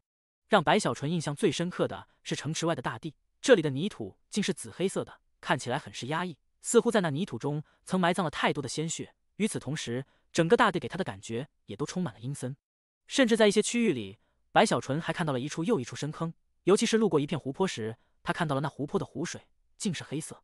我曾听我父亲说过，星空道集宗成立以来，出现过一次长城被攻破的事情，那一次大量的蛮荒土著杀入此地，使得这长城内的天地血流成河。陈月山望着紫黑色的大地，缓缓开口。白小纯吸了口气，觉得很是不安。这里除了大地与白小纯曾经所见不同外，还生长着一些让人触目惊心的植被，比如有长约7、8丈的大树，可却没有树叶与树枝，而是长着巨大的人形头颅，目中露出森森寒芒。但凡有路过的一些小兽，往往被它一口吞噬。再比如漫天漂浮而过的黑色柳絮，这些柳絮成片飞舞时，赵天骄远远一看，面色立刻大变。绕路，这是血魂虫的卵，一旦碰到身体，会自行钻入，吞噬精血魂魄，只有城池阵法才可抵抗，非我等能撼动。白小纯眉心第3目睁开，一眼看清，那根本就不是柳絮，而是一团团其内蕴含了无数密密麻麻虫卵的惊人之物。众人都心神震动，立刻展开全速避开，哪怕多绕了数日，总算冲出了虫卵的区域。这一路上，白小纯胆颤心惊，头皮发麻。他还曾看到天空上有一群乍一看如同骸骨般的海鸟，散发腐烂的臭味，可却凶残无比。原本是要向着众人发动攻击，可突然的，在下方的地面上明明空无一物，可却猛地裂开一道缝隙，传出巨大的吸力，直接将那群海鸟吸入了大半进去后，那裂缝合并，可却传出咔嚓咔嚓的咀嚼声。这一切让白小纯的心已提起老高，面色始终有一丝苍白。这还仅仅是长城内啊！白小纯不断吸气，这一路上的所见让他对于此地有了更直接的感受。长城内都尚且如此，长城外又是一个什么样子？白小纯不想知道这个答案，与赵天骄一行人飞行了好久，途中还去了3处传送阵的地方，依靠传送之力，这才横渡，慢慢的靠近了长城内区域的中段。这里也正是那界城所在之地。一路上，他们多次遇到危险，可都快速避开，倒也没有真正的面临不可化解的危机。毕竟这里是长城内，且还是界城与东海城之间的区域，在安全上有一定的保障。途中，白小纯时而的还能看到不少修士身影出现，这些人大都是3、5成群，很少有单独一人，且每一个都是神色冰冷，带着强烈的警惕。远远的看到白小纯等人后，大都是避开。他们神色中的隐藏在冰冷下的疲惫，白小纯以及赵天骄等人都隐隐察觉。这一幕让白小纯这里内心再次发寒，这里危险的程度要比我想象的还要夸张啊！白小纯心惊肉跳。随着前行，随着越发的靠近界城所在的方位，白小纯的这种感受也更强烈起来。时间流逝，随着距离界城越近，白小纯就越是察觉到地面更黑了，植被诡异更多，无论是天空的飞禽，还是大地上的凶兽，样子都变得越来越怪，身体大都黑色。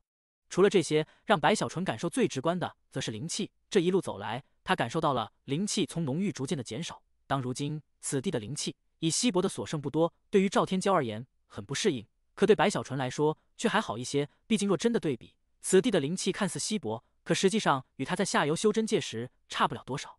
对于习惯了星空道极总那浓郁灵气的人而言，这里会很难受，可白小纯却觉得并无大碍，这让他心底总算是好过了一些。又过去了数日后，终于当众人抬头后，遥遥地看到了这片区域的第2座城池界城。与东海城不一样，这界城磅礴的程度更甚，方方正正，由漆黑的砖石堆积成为了城墙。那城墙散出黑芒，笼罩四方，隐隐可见在城墙上还存在了一些正在行走的身影，一尊尊看起来就狰狞无比的庞星号星号气，于这界城上随处可见，更是可以看出这里的砖石上都被刻下了印记，与整个城池融合在一起后，形成了一个庞大的阵法。这阵法虽没有完全开启，可却始终开启部分，使得常年运转，笼罩方圆万里，如同一尊大印，成为这长城内的第2道关卡。一旦长城失守，那么这里将是另一处长城。而在城池内，修士众多，一应所需，供应充足，这里的资源之多难以形容。可以说，这界城的一切，除了成为长城的代替品外，更多的则是为长城服务。尤其是眼下正是黄昏时分，远远一看，那界城仿佛一尊巨大的凶兽，正趴伏在地面上，除了森森寒意外，还给人一种仿佛被天敌注视的错觉，让人还没等靠近，就会心神震动，似在这城池内蕴含了惊人的煞气。前面就是界城了，我们在那里休息一番，就准备开始第2段行程了。那第2段行程会有危险，大家要有心理准备。临近界城，赵天骄叮嘱一番，陈月山等人也都神色更为肃然。白小纯这里眨着眼，内心叫苦，哀叹连连。而在这界城四周的地面，更是残存着一些骸骨，这些骸骨不知在这里存在了多久，于这夕阳中透露出一股荒凉之意。白小纯目光一扫，看到地面的那些骸骨里，有一些明显与修士有些区别的骨头。这些骸骨不像是凶兽，而是如类人般的存在，只不过更为粗大，明显与普通人不同，仿佛小型的巨人。而他们的骨头，其坚韧的程度也很是惊人。放眼看去，这些死亡的骸骨身上竟少见骨头碎裂者，这让白小纯内心再次咯噔一声。莫非这些骨头就是蛮荒外的土著？白小纯内心琢磨时，一旁的赵天骄也看到了那些骸骨，沉声开口：长城曾被攻陷过，界城也经历过战争，虽是在很久之前，可这里的一切却被保留下来，让后人亲眼目睹后知晓战争的残酷。不过我辈修士除了追寻自身的道路外，同样也要守护宗门，守护所在的世界，绝不允许这些蛮荒之人踏入通天海半步。赵天骄目中露出坚毅之芒，他身边的陈月山此刻看向赵天骄时，美目露出神采，与他一起，2人当先飞出，直奔远方界城。赵天骄的那些追随者也都先后飞出，白小纯不是最后一个，可他心中的感慨一定是最多的。干嘛要打打杀杀？算了，见识了这里的危险后，我还是觉得杜林飞说的对啊，在这里找个地方闭关10年，然后拿着一个天人魂回去，换取一份天兽魂，这就可以了。白小纯打定主意后，这才深吸口气，加快脚步，神色上则是一副肃然的模样。他就算心底再害怕，可打死也不会露出丝毫。甚至在追上了赵天骄时，白小纯还义正言辞的认同：赵师兄说的对，我辈修士就该如此。赵天骄哈哈一笑。很快的，众人在这集市中靠近界城，拿出身份预检后，一番检查，这才被允许通过，踏入到了界城中。整个界城远看极大，如今走进来更是庞大无比，街头上修士不少，人来人往，可却听不到太多熙熙攘攘的声音，每个人似乎都不愿多说话。除此之外，白小纯还看到，在这界城中各种资源极多，无论是丹药、法宝、符文，种种之物比比皆是，且在价格上竟也不是特别离谱，尤其是丹药一类，甚至比在外面还要便宜一些。除此之外，白小纯还在这界城内看到了兵营，那里驻扎了大量的修士。这些修士除了一个个身上都散发出阵阵煞气外，还有共同的特点，他们的衣着上都烙印着一个血色的手掌印。这掌印似也蕴含了某种阵法之力，使得他们每个人看起来都仿佛经历了尸山血海。白小纯等人在街头曾看到了一些兵营的修士走过，更是看到此城的其他人，但凡是遇到这些兵营的修士，往往都是神色极为恭敬。他们是驻扎在这里的铁血堂分宗修士，与长城上的铁血堂本部不同，他们只是偶尔会去长城外出战，可大多数的时间都是在这里守护。赵天骄看向那些铁血堂的修士，目中露出崇敬与期待，向着白小纯低声开口：“偶尔去长城外。”白小纯仔细地看了看那些驻扎在此地的修士后，暗自心惊。他琢磨着，这些人一个个看起来都不俗，可居然只是偶尔去长城，那么在后面的第3城，真正的长城上常年征战的铁血堂本部的修士又该多么惊人！在这紧张中，众人于这界城内找了一家客栈居住，准备第2天继续出行。赵天骄与陈月山离去，要去拜见此城的驻守长老，以他们的身份，自然拥有这样的资格。原本赵天骄也邀请白小纯一起，可白小纯想了想后，打算外出在这城池内感受一番，于是拒绝之后也离开了客栈。黄昏流逝，很快天黑。就算是在黑夜，可这界城内依旧是来往修士众多，所有的店铺依旧开业。白小纯走在街头，望着四周的人群，看着那些灯火通明的店铺，可耳边却很少传来声响，似乎此地的众人要么不说话，一旦说话也大都是低声。这一幕让他觉得很是诡异，因为所有人都不大说话，且就算说话也都是低声。白小纯觉得自己在这里要入乡随俗，琢磨着自己还是学着其他人的样子为好，于是也摆出一副冷然的模样，甚至面色也都阴沉一些，融入到了人群内。很快的，他就发现那种怪异的感觉消失了，仿佛与四周逐渐的融合，这让白小纯有些开心。他正打算继续溜达时，忽然脚步一顿，侧头看向身边的一间店铺。散魂阁。白小纯看了看这店铺的名字，又向店铺内瞄了瞄，发现这店铺内摆放着大量的瓶子，这些瓶子里似乎存在了某种奇异的存在，使得不少店铺内的修士都是在那里凝望观察。白小纯觉得好奇，也侧身走了过去。踏入店铺后，他有模有样的来到一个瓶子前，也看了过去。这一眼，白小纯立刻睁大眼。那瓶子内存在了一团雾气，很是平静，仿佛被封印的烟雾。可在白小纯靠近看去的刹那，这雾气突然翻滚，竟直接凝聚出了一张人脸，狠狠地贴在了瓶子内，死死地盯着白小纯。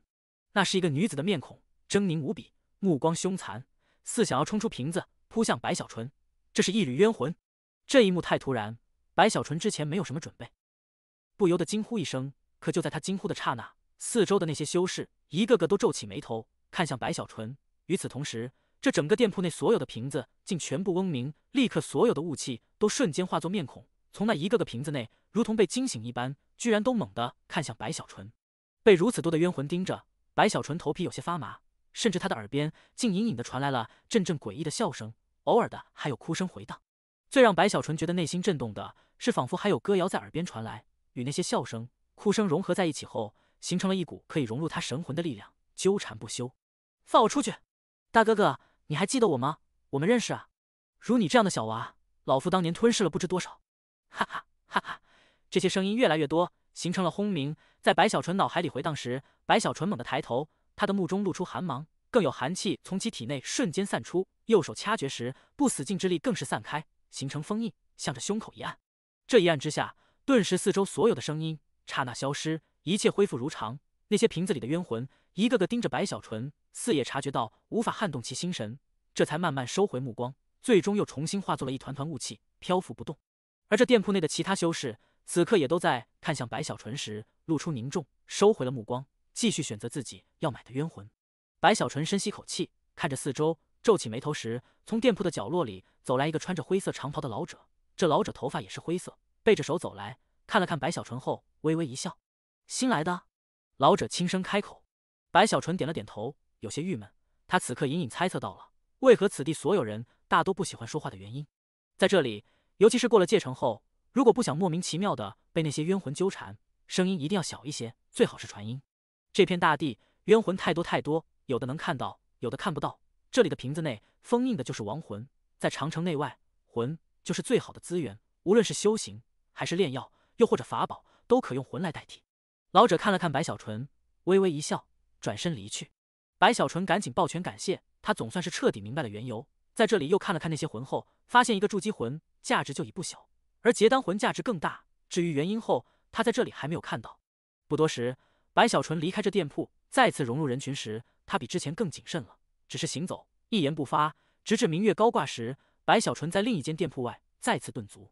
这店铺贩卖的竟是土著，与城池外的那些骸骨相似，这些土著看起来似与修士没什么区别，唯独身体更为庞大一些，每一个都有1丈多高，身体粗大。此刻这一个个土著被封印了全身，躺在一个个棺材内，有男有女，强悍的肉身是他们最鲜明的特点。前辈，我这里的荒仆，不说整个界城最好，可也绝对数一数二了。看到白小纯进来，立刻上来一个伙计，这伙计修为筑基，脸色蜡黄，扫了扫白小纯后，露出恭敬之意，上前低声攀谈。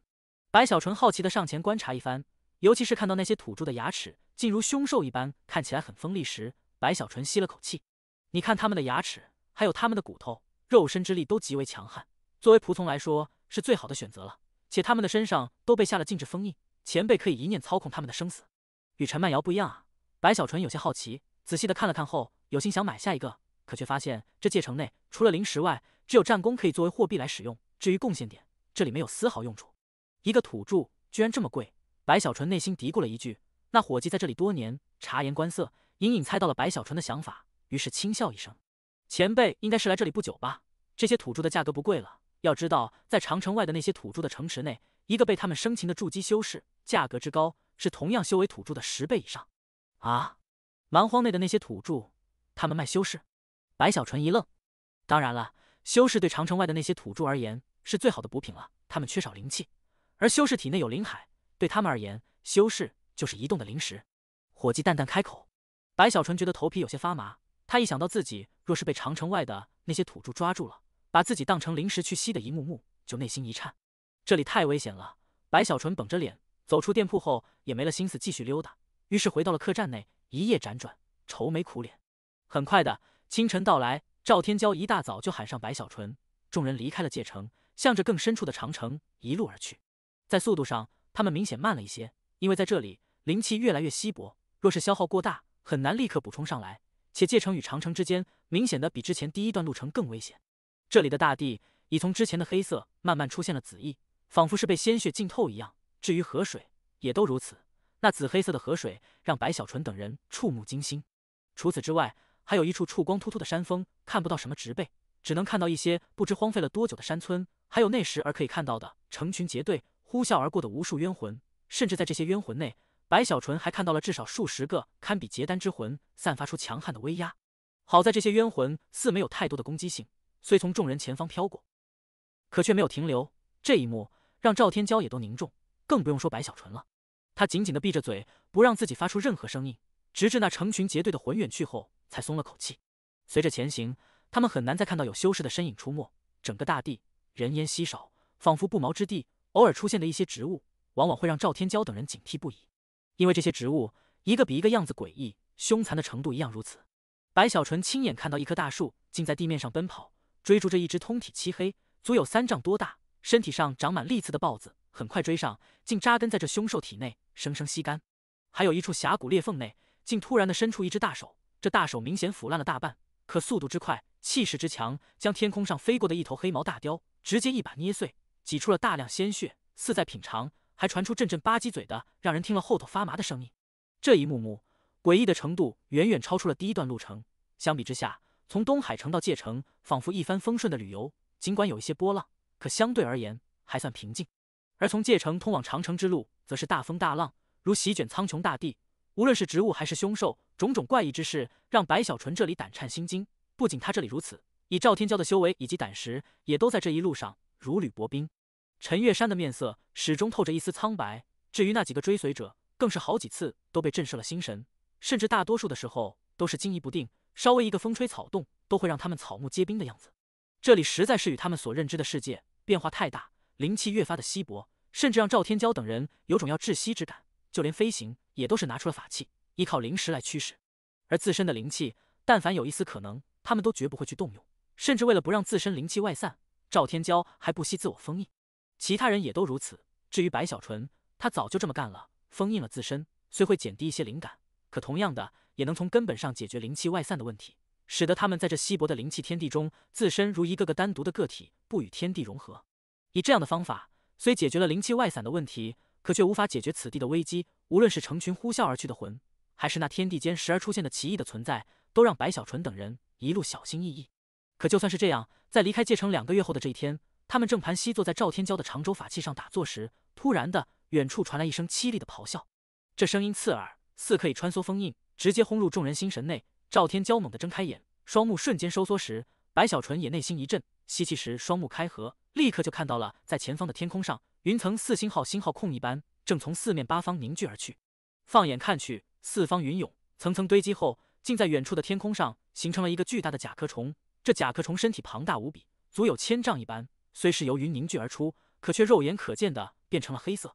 一看之下，仿佛有一个1000丈的巨大的黑色甲壳虫阻挡了去路，隐隐的还有惊人的咆哮从这甲壳虫内传出，轰动四方。蛮荒云兽！陈月山失声惊呼，赵天骄面色大变，他的那些追随者更是身体颤动不已。这种蛮荒云兽来历不详，形成的原因也不详。根据记载，似乎在这蛮荒的大地上，无论是长城内外，都可自行凝聚出来。没有具体的身躯，似乎一切存在都可凭空的凝聚成云兽，一草一木都可。眼下这是一只甲壳虫形成之象。云兽甚至都不能说是兽，而是一种天气的变化。如此大的云兽，一定会引起长城的注意。赵天骄急声开口时，立刻操控飞舟，就要避开远方的黑色甲壳虫。白小纯此刻呼吸一沉，一股强烈的危机感在他内心不断的升起。这危机感的源头正是那只甲壳虫。可就在众人试图改变方向的瞬间，那1000丈大小的甲壳虫体内，嘶吼猛地停顿下来，一道冰冷的目光刹那就从甲壳虫那里落在了众人身上。仅仅是一道目光，就让白小纯这里仿佛要魂飞魄散，脑海嗡的一声，其他人同样如此，哪怕是赵天骄也都额头冒汗。还没等众人反应过来，那巨大的甲壳虫就猛地发出一声惊天的咆哮，居然张开了大口，猛地一吸。这一吸之下，风雷滚滚，呼啸惊天，一股庞大的吸力刹那就在这天地内出现，仿佛这甲壳虫的大口成为了一个黑洞，要将一切都吸入口中。大地颤抖，无数飞沙走石掀起，云层扭曲，还有远处的一些狰狞的飞鸟，此刻也都惨叫中身不由己的被吸了过来。地面轰鸣，甚至一座小山竟也都在这吸力下拔地而起，呼啸间被吸收而来。这一幕让白小纯等人心神掀起滔天大浪，每个人都死死地固定在舟船上，就连头发与衣衫，若非以灵力加以守护，此刻怕已被拉扯撕裂。而那舟船也开始歪歪扭扭，一时之间竟无法挣脱吸力。远远一看，天空上形成了惊人的一幕，那黑色甲壳虫如化身漩涡，正不断的吸收，而舟船仿佛怒海上的树叶，不断的打转，似随时可以崩溃碎裂。赵天骄急了，白小纯也急了，众人都急了，此刻也不在乎什么灵气的节省，全部爆发修为之力去操控舟船，与舟船自身蕴含的灵石一起发动，要冲出这漩涡。轰鸣之声不断传出，很快的，这舟船上镶嵌的灵石一个个都在散发出璀璨之芒后，砰砰的化作飞灰，全部碎灭。借助这碎灭之力，配合众人的修为，终于使得这艘战舟发出了似乎挣扎般的怒吼，生生的在这吸力下猛地冲出，直奔远方。随着远去，他们身后的那黑色的甲壳虫传出一声怒吼，可却没有追击，而是冷冷的注视远去的舟船。白小纯呼吸沉重，脑海空白，此刻全部修为都涌入舟船内，其他人也是如此。直至他们不惜代价的逃出了很远很远之后，随着舟船渐渐慢了下来，直至停顿在了一处山头时，他们几个人才长出一口气，面面相觑之下，都看出了彼此的心有余悸。那云兽至少具备元婴大圆满之力。云兽，白小纯回头看了看远方，他觉得自己方才算是捡回了一条小命。若是这舟船无法挣脱出去，他不知道被那云兽吞噬后自己会如何。此事没有答案，在蛮荒内，云兽的出现不仅仅是修士头痛，就连蛮荒的土著也都头痛。这是天气的变化，不是人力造成，而所有被吞噬的存在，没有一个活着出现过，所以也就没有人知道被吞噬后会遇到什么，看见什么。这里怎么还有这么古怪的东西？白小纯皱着眉头，唉声叹气。我们有令牌，在这里只要谨慎一些，应该问题不大，除非是离开了长城，到了外界。赵天骄深吸口气，安慰的开口。陈月山面色苍白的点了点头，在这荒无人烟的区域里，他们也只能相信令牌的力量。相信这里毕竟还是长城内，对于星空道极宗的弟子来说，在这里应该会安全不少。真的吗？白小纯哭丧着脸，赶紧拿出身份令牌。他此刻心中已经后悔了，随着赵天骄来到这里，琢磨着自己在东海城附近躲藏个10年多好啊，总比在这里安全多了。此刻天色渐晚，而那舟船随着灵石的崩溃以及这一路的加速冲出，此刻已出现了不少的裂缝，无法继续使用。好在这次出行，赵天骄等人准备很丰富，在短暂的休息后，陈月山取出了另一艘战舟，安装了灵石后，众人这才继续前行。只不过在接下来的行程里，他们更谨慎了，且由于体内修为损耗太多，天地灵气又无比稀薄，只能依靠灵石来恢复，虽缓慢了不少，可也总比没有强。时间流逝，很快又过去了2个月。这2个月来，白小纯一行人又遇到了一些危险，好在都安全度过。虽然如此，可心里的疲惫却越来越浓。好在他们的修为在这不断的恢复下，不说回到了巅峰，可也都恢复了七七八八，这才让白小纯觉得安全了一些。我也没想到，这还是长城内，居然就如此危险，不知长城外又如何？赵天骄感慨，抬头遥望远方。小纯，我的目标没有改变，等到了长城后，一定要去长城外历练一下。你要不要一起？白小纯也感慨地看着远处天地，听到了赵天骄的话语后，他赶紧摇头：“我不去。那个，我觉得我要先熟悉长城内，做好知己，才可以执笔嘛。”白小纯干咳一声，未完待续。第466章威严长城。小纯，你可知道，我们这些来此试炼之人，虽只有10年时间，可却每个人都有3次必须完成的任务。这3次任务虽可以自己选择，可必须要在长城外完成。说的直接一些，就是宗门对我们的要求是，我们必须要出长城。赵天骄肃然道：“到时候你去也得去，不去也得去，否则的话，10年期满，你也过不了考核，难以回归。”赵天骄拍了拍白小纯的肩膀。白小纯内心一颤，一听说10年内要出去3次，他就觉得这个世界都漆黑了。之前他也听说过这个说法，可却没在意，觉得没什么大不了。可眼下在这长城内的小半年路程，他算是亲身感受到了那无处不在的危险，感受到了自己稍微一个不谨慎，或许小命就丢了的危机。此刻再去回想3次外出长城的任务，他就立刻觉得这是一个要命的大坑。不就是3次吗？算得了什么？赵师兄不用再说，时候到了，我自然会去做我该做之事。心底虽怕，可表面上白小纯习惯性的不露出丝毫，甚至还抬起下巴，淡淡开口时一副不在意的模样。好，这才是我赵天骄眼中的白师弟。赵天骄哈哈一笑，用力的拍了一下白小纯的肩膀。那师兄我就不多说了，按照路程，再有半个月，我们就可以看到长城了。我们就在那里离别，希望再次相见时，我们都在这长城内外闯出了属于自己的威名。赵天骄深吸口气，取出一个酒壶，喝下一大口后，递给了白小纯。整个人在这一刻气势崛起，如同山峰一样。他身后的陈月山看到这一幕，双眸内神采流转。白小纯也挺起胸膛，拿着酒壶也喝下一大口，一样气势崛起。可却郁闷地发现，无论是陈月山还是那几个追随者，都是崇敬地望着赵天骄，没有看向自己。嗨嗨，低调，我做人很低调。白小纯赶紧安慰自己。半个月的时间一晃而过，这一天清晨，当初阳抬头，第一缕阳光从东方掠过大地时，白小纯睁开了眼，看到了在远处的地平线上，随着出阳而起的，赫然是一条如同山脉，可却整齐无比的长城。在看到这长城的瞬间，白小纯心神被撼动，他无法形容自己眼中看到的一切。那长城之大，如同一条巨龙躺在那里，蜿蜒而去，蔓延不知多远。目光所看的一切都是长城，足有2000多丈的高度，如同一扇大门，将大地分割，使得外界的一切无法踏入这里半步，封死了所有。不仅仅是拔地而起的2000丈城墙，还有一道似乎与苍穹连接的巨大的黑色光膜，也一样从这长城上升起，形成了封印。远远一看，城墙与光幕融合，宛如壁障。整个城墙不是黑色，而是紫色，甚至如今只是远远一看，白小纯都可以感受到一股血腥从长城上传出。可以想象，这里或许曾经是黑色的，可因沾染了太多的鲜血，使得无论地面还是城墙都成为了紫色。放眼看去，四周荒凉无比，寸草不生的同时，一股难以形容的肃杀正从那长城上不断的凝聚，似长年累月之下影响了苍穹，使得苍穹上云层凝聚，形成了紫色漩涡。这漩涡不断的转动，发出轰隆隆的巨响。一道道红色的闪电在那漩涡内游走，时而划过天空，仿佛一条条赤色的长龙在飞舞咆哮。紫色的长城，黑色的光幕，还有那城墙上每一寸砖瓦内都散发出的惊人的威压，组成了这通天大地、中断了蛮荒之路的终极防御。甚至在这里，也都可以清晰的看到，在那长城上存在了比界城多了上百倍的无数的巨星号星号器。那些法器一个个看起来狰狞无比，可却充满了杀伤力，一旦开启，足以毁天灭地。长城中存在了一座城池，这城池之大，超越了东海城，超越了界城，足有10个大小，屹立在大地上，形成了门户。无数的气息在这门户城池内凝聚，这些气息任何一道，似都经历了太多的血战，酝酿出了坚定的意志，粗略感受，竟不下数百万之多。里面原因不少，甚至白小纯还感受到了，在这城池内存在了一股似可以撼动苍穹，使得天地归一的极强之意。那是天人。整个通天大地，天人不多，可在这里却存在了一位，而这一位，白小纯不陌生，赵天骄更不陌生，因为他就是陈月山的父亲，那位随着众人一起来临的三眼老者。他提前一步到了这里，在之后的那些年中，他将驻守在此地，威慑蛮荒。而在这城池中，有一座高高耸立的五角星的塔，此塔足有万丈之高，屹立在城池内，使得长城内外都可以清晰看到。塔内有光芒闪耀，此光璀璨，每一次流转，似都可以让虚无震动。尤其是在塔顶镶嵌着一颗巨大的珠子，这珠子足有100丈大小，其内一片浑浊，似有雾气游走，时而凝聚后会形成一只具备双瞳的眼珠。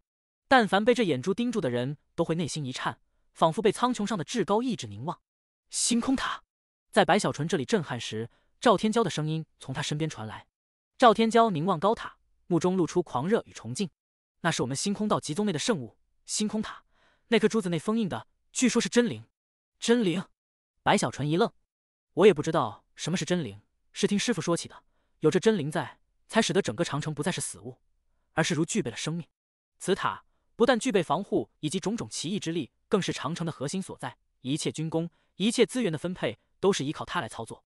赵天骄深吸口气，右手抬起一指：“小纯，你看星空塔四周的那5面军旗。”在这高塔的周围，有5面军旗，一样高高升起，迎风摇摆。每一面军旗都在那风中绽放出夺目的璀璨，使人距离很远就可以一眼看到这5面军旗。这5面军旗颜色不同，图腾不同，可任何一个都独一无二，让万众瞩目。其中有一面军旗，白小纯看了后印象最深刻，那上面的图腾赫然是一个被剥了皮的土著。这图腾太生动形象，那被剥了皮的土著似在痛苦的嘶吼。白小纯只是看了一眼，耳边似乎就传来了凄厉的惨叫。这5面军旗代表着长城内铁血堂的5大军团，这5大军团每一个都曾立下赫赫战功，包皮旗、黑腰旗、七杀旗、屠蛮旗，还有就是灭魂旗。包皮旗，白小纯吸了口气，其他4大军团的旗帜名字还好，可这包皮旗让白小纯心头一震。每一个军团都有一面旗，代表了各自战法的同时，也代表了各自的威严。你看那包皮旗，此军团据说嗜血非常，每次出战必剥敌方之皮，让长城外土着闻风丧胆。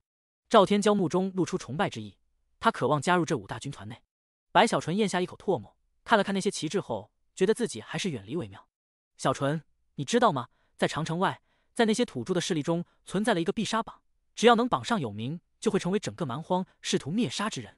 这5大军团的将军都列位前10，尤其是包皮军的将军白灵，与你一个姓，他的排名之高，仅次于天人，列为第6。赵天骄呼吸急促，将自己所知道的全部说出。白小纯听着听着，对于这长城了解的同时，也越发觉得这里危险的程度让他不安至极。随着靠近，渐渐的，白小纯一行人踏入到了长城的范围内。刚一进入这里，立刻就有一层波纹无形的横扫开来，一瞬间就笼罩了四方，将白小纯等人锁定。随着波纹的扩散，肉眼可见的整个世界似乎成为了水面，涟漪无数。在眨眼间，笼罩白小纯等人的一瞬，一股巨大的无法形容的静止之力也随之骤然而起。这巨大的静止之力根本就容不得白小纯等人拒绝与挣扎，哪怕是赵天骄也都在这一刻身体猛地停顿，如静止不动。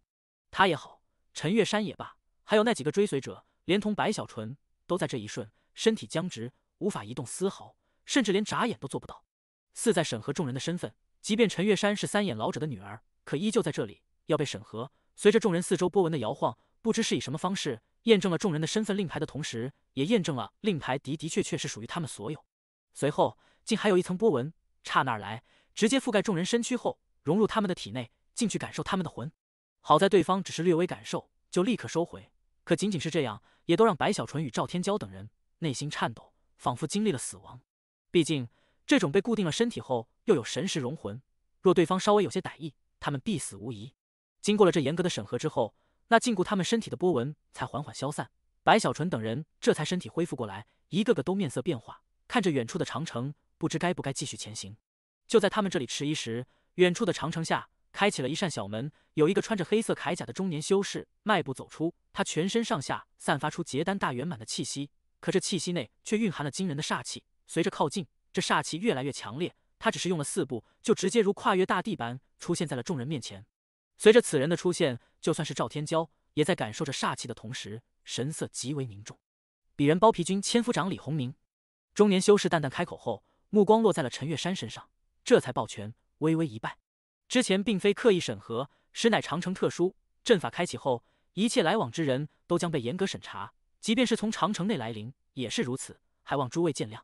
李鸿明平静开口，也不需要众人去说什么，似乎对他而言，他也不需要去听其他人开口，只需听他说话便可。长城内不允许滞留太久，也不能进城，其他试炼者到来不能进主城，只能从侧门通过或归来，时间最多1炷香。而你们的到来，天人老祖曾有口谕，所以你们可以进主城，不过只能停留1天，必须离去。此行由李某来安排，你们不可脱离我的目光以外，还请不要让我为难。李鸿明说着，不再理会众人，转身在前带路。白小纯看着李鸿明的背影，感受着他体内那比自己稍高1层的修为，可却明显在煞气上更为强烈，尤其是他的眼睛内似藏着浓郁的血气，这代表他杀戮的魂极多。这样的人居然只是千夫长，这让白小纯对于长城的5大军团感受更深了。李兄，之前的审核为何连魂都不放过？赵天骄沉默片刻，跟着李鸿明前行时忽然开口：一甲子岁月前，曾有长城外冤魂以特殊方法夺舍，装扮成修士，试图踏入长城内刺杀将军。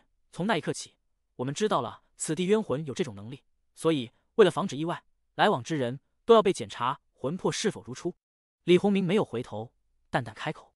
赵天骄点了点头，没有继续问询。白小纯更是小心翼翼，一行人在李鸿明的带领下，慢慢走过了长城外的大地，顺着开启的侧门踏入长城内。一进入长城，白小纯顿时就感受到这里与东海城与界城的不同，此地没有任何店铺，虽有来往的人群，可全部都穿着铠甲，一个个都面无表情，很是冰冷。与其说这里是一座城池，不如说此地是一处巨大的兵营。修士之多，分属5大军团，泾渭分明的同时，也使得这城池内常年处于肃杀的状态中，累积成了莫名的压抑，使得白小纯等人在感受后都一个个心神不宁。就算是赵天骄也是如此。看着白小纯等人神色的变化，李鸿明嘴角露出冷笑，目中有轻蔑一闪而过。他对于赵天骄等人没有什么好感，若非是天人老祖下了命令，他才不会来此去做这向导般的事情。在他看来，与其来做向导，不如去战场杀敌，又或者抓紧时间修行。一群身份高贵宗内子弟来此，无非就是感受一下战场而已。李鸿明内心鄙夷，神色却不露丝毫，面无表情地带着众人走在长城内。途中遇到了不少5大军团的修士，一个个在看到李鸿明后，尤其是看到他的铠甲，都神色恭敬，纷纷拜见。见过千夫长，拜见千夫长。一路上如这样的话语，白小纯听到了多次，也看到了那些人目中的恭敬，不由得对这千夫长的身份起了好奇，也多留意了几眼。赵天骄等人也都各自留心，看着四周的主城，看着这座紫色的城池，内心都升起不同思绪。整个城池都是紫色，即便是屋舍也是如此，血腥冷肃之意弥漫浓郁。长城主城根据5大军团划分出了5个区域，我们现在所在的区域是我包皮军的领地，仅仅是这里就比界城要大了不少。在我包皮军的范围内，也分为10个区域，至于那里是白灵军长所在。李鸿明一指远处，顺着他手指看去，可以看到在那里赫然有一座巨大的建筑，这建筑足有数百丈高，看起来仿佛一个竖立在那里的紫色棺材。在这棺材上刻着包皮旗的图腾，一股森然之意从这棺材上散发出来，使人心惊。白小纯还察觉到，这四周的军团修士在看向那棺材时，都目中带着狂热，就算是这李鸿明也是这般。其他几个城区与此类似，因所属不同，我就不带你们去了。李鸿明淡淡开口，带着众人敷衍地转悠了一圈后，来到了一处寻常的庭院旁。天色不早了，你们休息吧，此地夜里不允许外出，你们切记这一点。李鸿明抬头看了看正午的太阳，平静地开口。白小纯神色了然，一样抬头看了看太阳，这才是中午，距离黑天还早得很。可显然，这李鸿明不愿浪费时间继续为他们向导。明天一早，我会送你们离开。李鸿明说完，转身就要走。赵天骄一路沉默，此刻皱起眉头，正要开口时，他身边的陈月山走出一步，提前开口：“李兄留步。”李鸿明脚步一顿，若是其他人说话，他大可以不理会，可他知道陈月山的身份，此刻皱了下眉头，但还是转身凝望陈月山：“李兄，可否带我们去长城上看一看？”陈月山轻声开口，他知道这才是赵天骄来此的目的所在，那里正有一场战争，且很是危险。你们去的话，李某不敢保证生死，你们确定吗？李鸿明沉默片刻，缓缓开口：“确定。”赵天骄点头：“当然要去看看。”白小纯迟疑了一下，眼看其他人都点头了，他也连忙一本正经的附和。李鸿明不再劝说，转身改变方向，带着众人直奔边缘的长城区域踏步而去。从主城到边缘的长城区域有些距离，李鸿铭熟悉四周，带着众人一路疾驰，在一炷香后，终于来到了长城。站在下方，白小纯抬头看着那峰峦雄伟的长城，他的心神震动。与这长城相比，他的存在似微不足道，那种磅礴之感让他不禁呼吸一顿。赵天骄与陈月山也都有这种感觉，至于那几个追随者，更是感受强烈，尤其是来自长城上的威压，使得众人心跳加速，有种时刻处于危机之感，全身血液都加速起来，修为也都忍不住运转。这一幕让李鸿铭更为看清了。走吧，上去台阶后，你们就可以感受到战争了。李鸿铭淡淡开口，走上一旁的台阶。他脚步落下的瞬间，这台阶上有波纹扩散，顺着他的身影看去，台阶足有上万之多，连接长城之上。赵天骄立刻走出，与陈月山一起踏上台阶后微微一顿，随后一步步随着李鸿铭而去。在这个位置，白小纯听不到长城外的任何声音，可当他踏上台阶时，却立刻就感受到了耳边似有微弱的嘶吼声传来。与此同时，一种说不出的感觉，似乎热血微微沸腾起来，仿佛体内有一股战意正在激起。不对劲！白小纯低头看了看后，立刻稳定心神，一步步随着众人前行。很快的，万阶台阶就从他们的脚下掠过。随着前行，白小纯耳边的嘶吼声越来越强烈。当他们踏出了最后一处台阶，踏在了长城上的一瞬，战场的声音惊天动地的轰鸣而来，凄厉地尖叫，愤怒的咆哮，狰狞的笑声，还有轰隆隆的巨响，以及那仿佛地动山摇的浩瀚，在这一刻全部扑面而来。长城宽大，可以让百人并排而行，但就算是如此宽大，此刻也都被密密麻麻的修士全部占据。这些修士的身上都穿着黑色的铠甲，每一个人的铠甲上都刻着包皮的图腾，他们的身上煞气弥漫，一个个都杀意滔天。有的在操控巨大的法器，不断的轰鸣出一道道代表死亡的光柱，轰向长城下；更多的则是站在城墙边缘，正在施展术法，不断的向着下方攻击。还有一些身体飞出，在半空中正在与一团团雾气凝聚出的冤魂相互厮杀。整个战场巨响震耳欲聋，白小纯刚一踏入，就立刻脑海嗡鸣起来，被这突然出现的一幕撼动。可也仅仅是一个呼吸的时间，他就立刻恢复清醒。之后，他看到的是一旁李鸿铭那不可思议的目光。他是众人里第一个恢复过来的，就算是赵天骄等人，此刻也都心神震动，被这战场的一幕震慑，难以清醒。白小纯的恢复立刻让一旁的李鸿铭吃了一惊，他原本抱着肩膀，一副看热闹的样子。他常年在这里，也曾看到过一些外来的试炼者，几乎每一个在刚刚踏上长城战场时都会发懵，需要一些时间才可恢复。可就算恢复的再快，也需要至少数个呼吸才可。但他眼前这个不知道名字的修士，居然只是一个呼吸，甚至在他看来，似乎只是半个呼吸的时间，竟恢复过来。且看其样子，似乎对于战争并不陌生。白小纯的确不陌生，他经历的事情也远非赵天骄等人能比。在下游修真界以及中游修真界的一幕幕，早就让白小纯这里对于战争很是熟悉。可熟悉归熟悉，那种心惊肉跳的感觉依旧存在，且极为强烈。白小纯看着长城上那些修士的出手，看着那些战争法器的轰鸣，这一切让他不由得看向了长城外。长城外，天空竟是赤色的，那赤色的苍穹如同被无形的火焰常年烘烤，放眼看去，一片赤色，就连大地也是如此，与长城内的黑色截然不同。此刻，在这长城下方存在了大量的冤魂，这些冤魂狰狞无比，发出阵阵凄厉的嘶吼，正不顾一切的不断的冲来，仿佛要将这长城崩灭。那些冤魂有男有女，有老有少，可毫无例外都是凶残无比，在这冲击中发起了一波又一波的魂潮。而此地的魂太多太多了，白小纯粗略一看，无论是大地上还是天空上，魂影近乎无数。而在远方，同样还有看不到尽头的魂组成了魂海，有的正在撞击黑幕，有的则是撕咬城墙，有的则是飞跃而来，要去扑杀修士，还有的在半空中正在与包皮军开战。可仔细一看，与剥皮军的可进可退不同，那些冤魂只能不断的前行冲击，只能一往无前，可有光幕以及城墙阻挡，他们无法撼动。而包皮军则不然，他们在城墙上就算是出战，也会很快归来，依靠城墙与光幕，可以生生的耗费那些冤魂之力。除了这些冤魂外，在魂巢的后方还夹杂着一些巨大的身影，这些身影每一个都差不多1丈多高，身体高大，可却面黄肌瘦，但却充满了嗜血与疯狂，更有狠辣。他们在看向长城时，目中露出的时刻骨铭心的仇恨。这些人，白小纯在看到的瞬间就立刻认出他们是土著。这些土著在魂巢之后，时而才会找准机会猛地冲出，展现出惊人的肉身之力，往往几个跳跃，竟可以如流星一般轰鸣而来。而每当这个时候，也都是长城上包皮军的修士，最紧张之时，立刻就会有不少修士飞出，全力击杀。轰鸣之声惊天动地，一时之间，战场上血肉模糊，惨烈无比。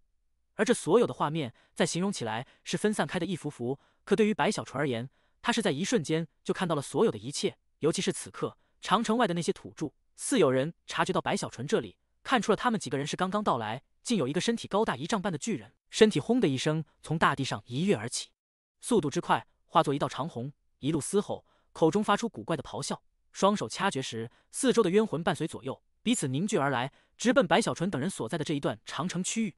眨眼临近，甚至白小纯都看到了此人口中那黑黄的牙齿，以及消瘦的身躯，还有那目中露出的疯狂。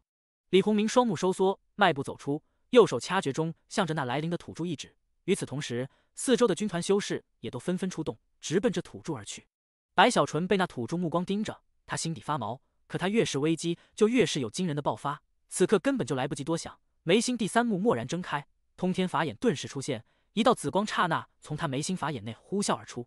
这紫光穿梭虚无，竟在众人之前，首先落在了那土著身上。这土著身体明显一顿，但刹那就挣脱开来。可就在他挣脱出的瞬间，白小纯掐诀，一股惊人的寒气从他身体内散出，咔咔声下，赫然在那土著的四周虚无内，突然的一道道冰刺凭空出现。与此同时，李鸿铭等人的出手也都临近，一时之间轰鸣不断，巨响回荡时，赵天骄与陈月山也都恢复过来，二人面色变化，也都纷纷出手。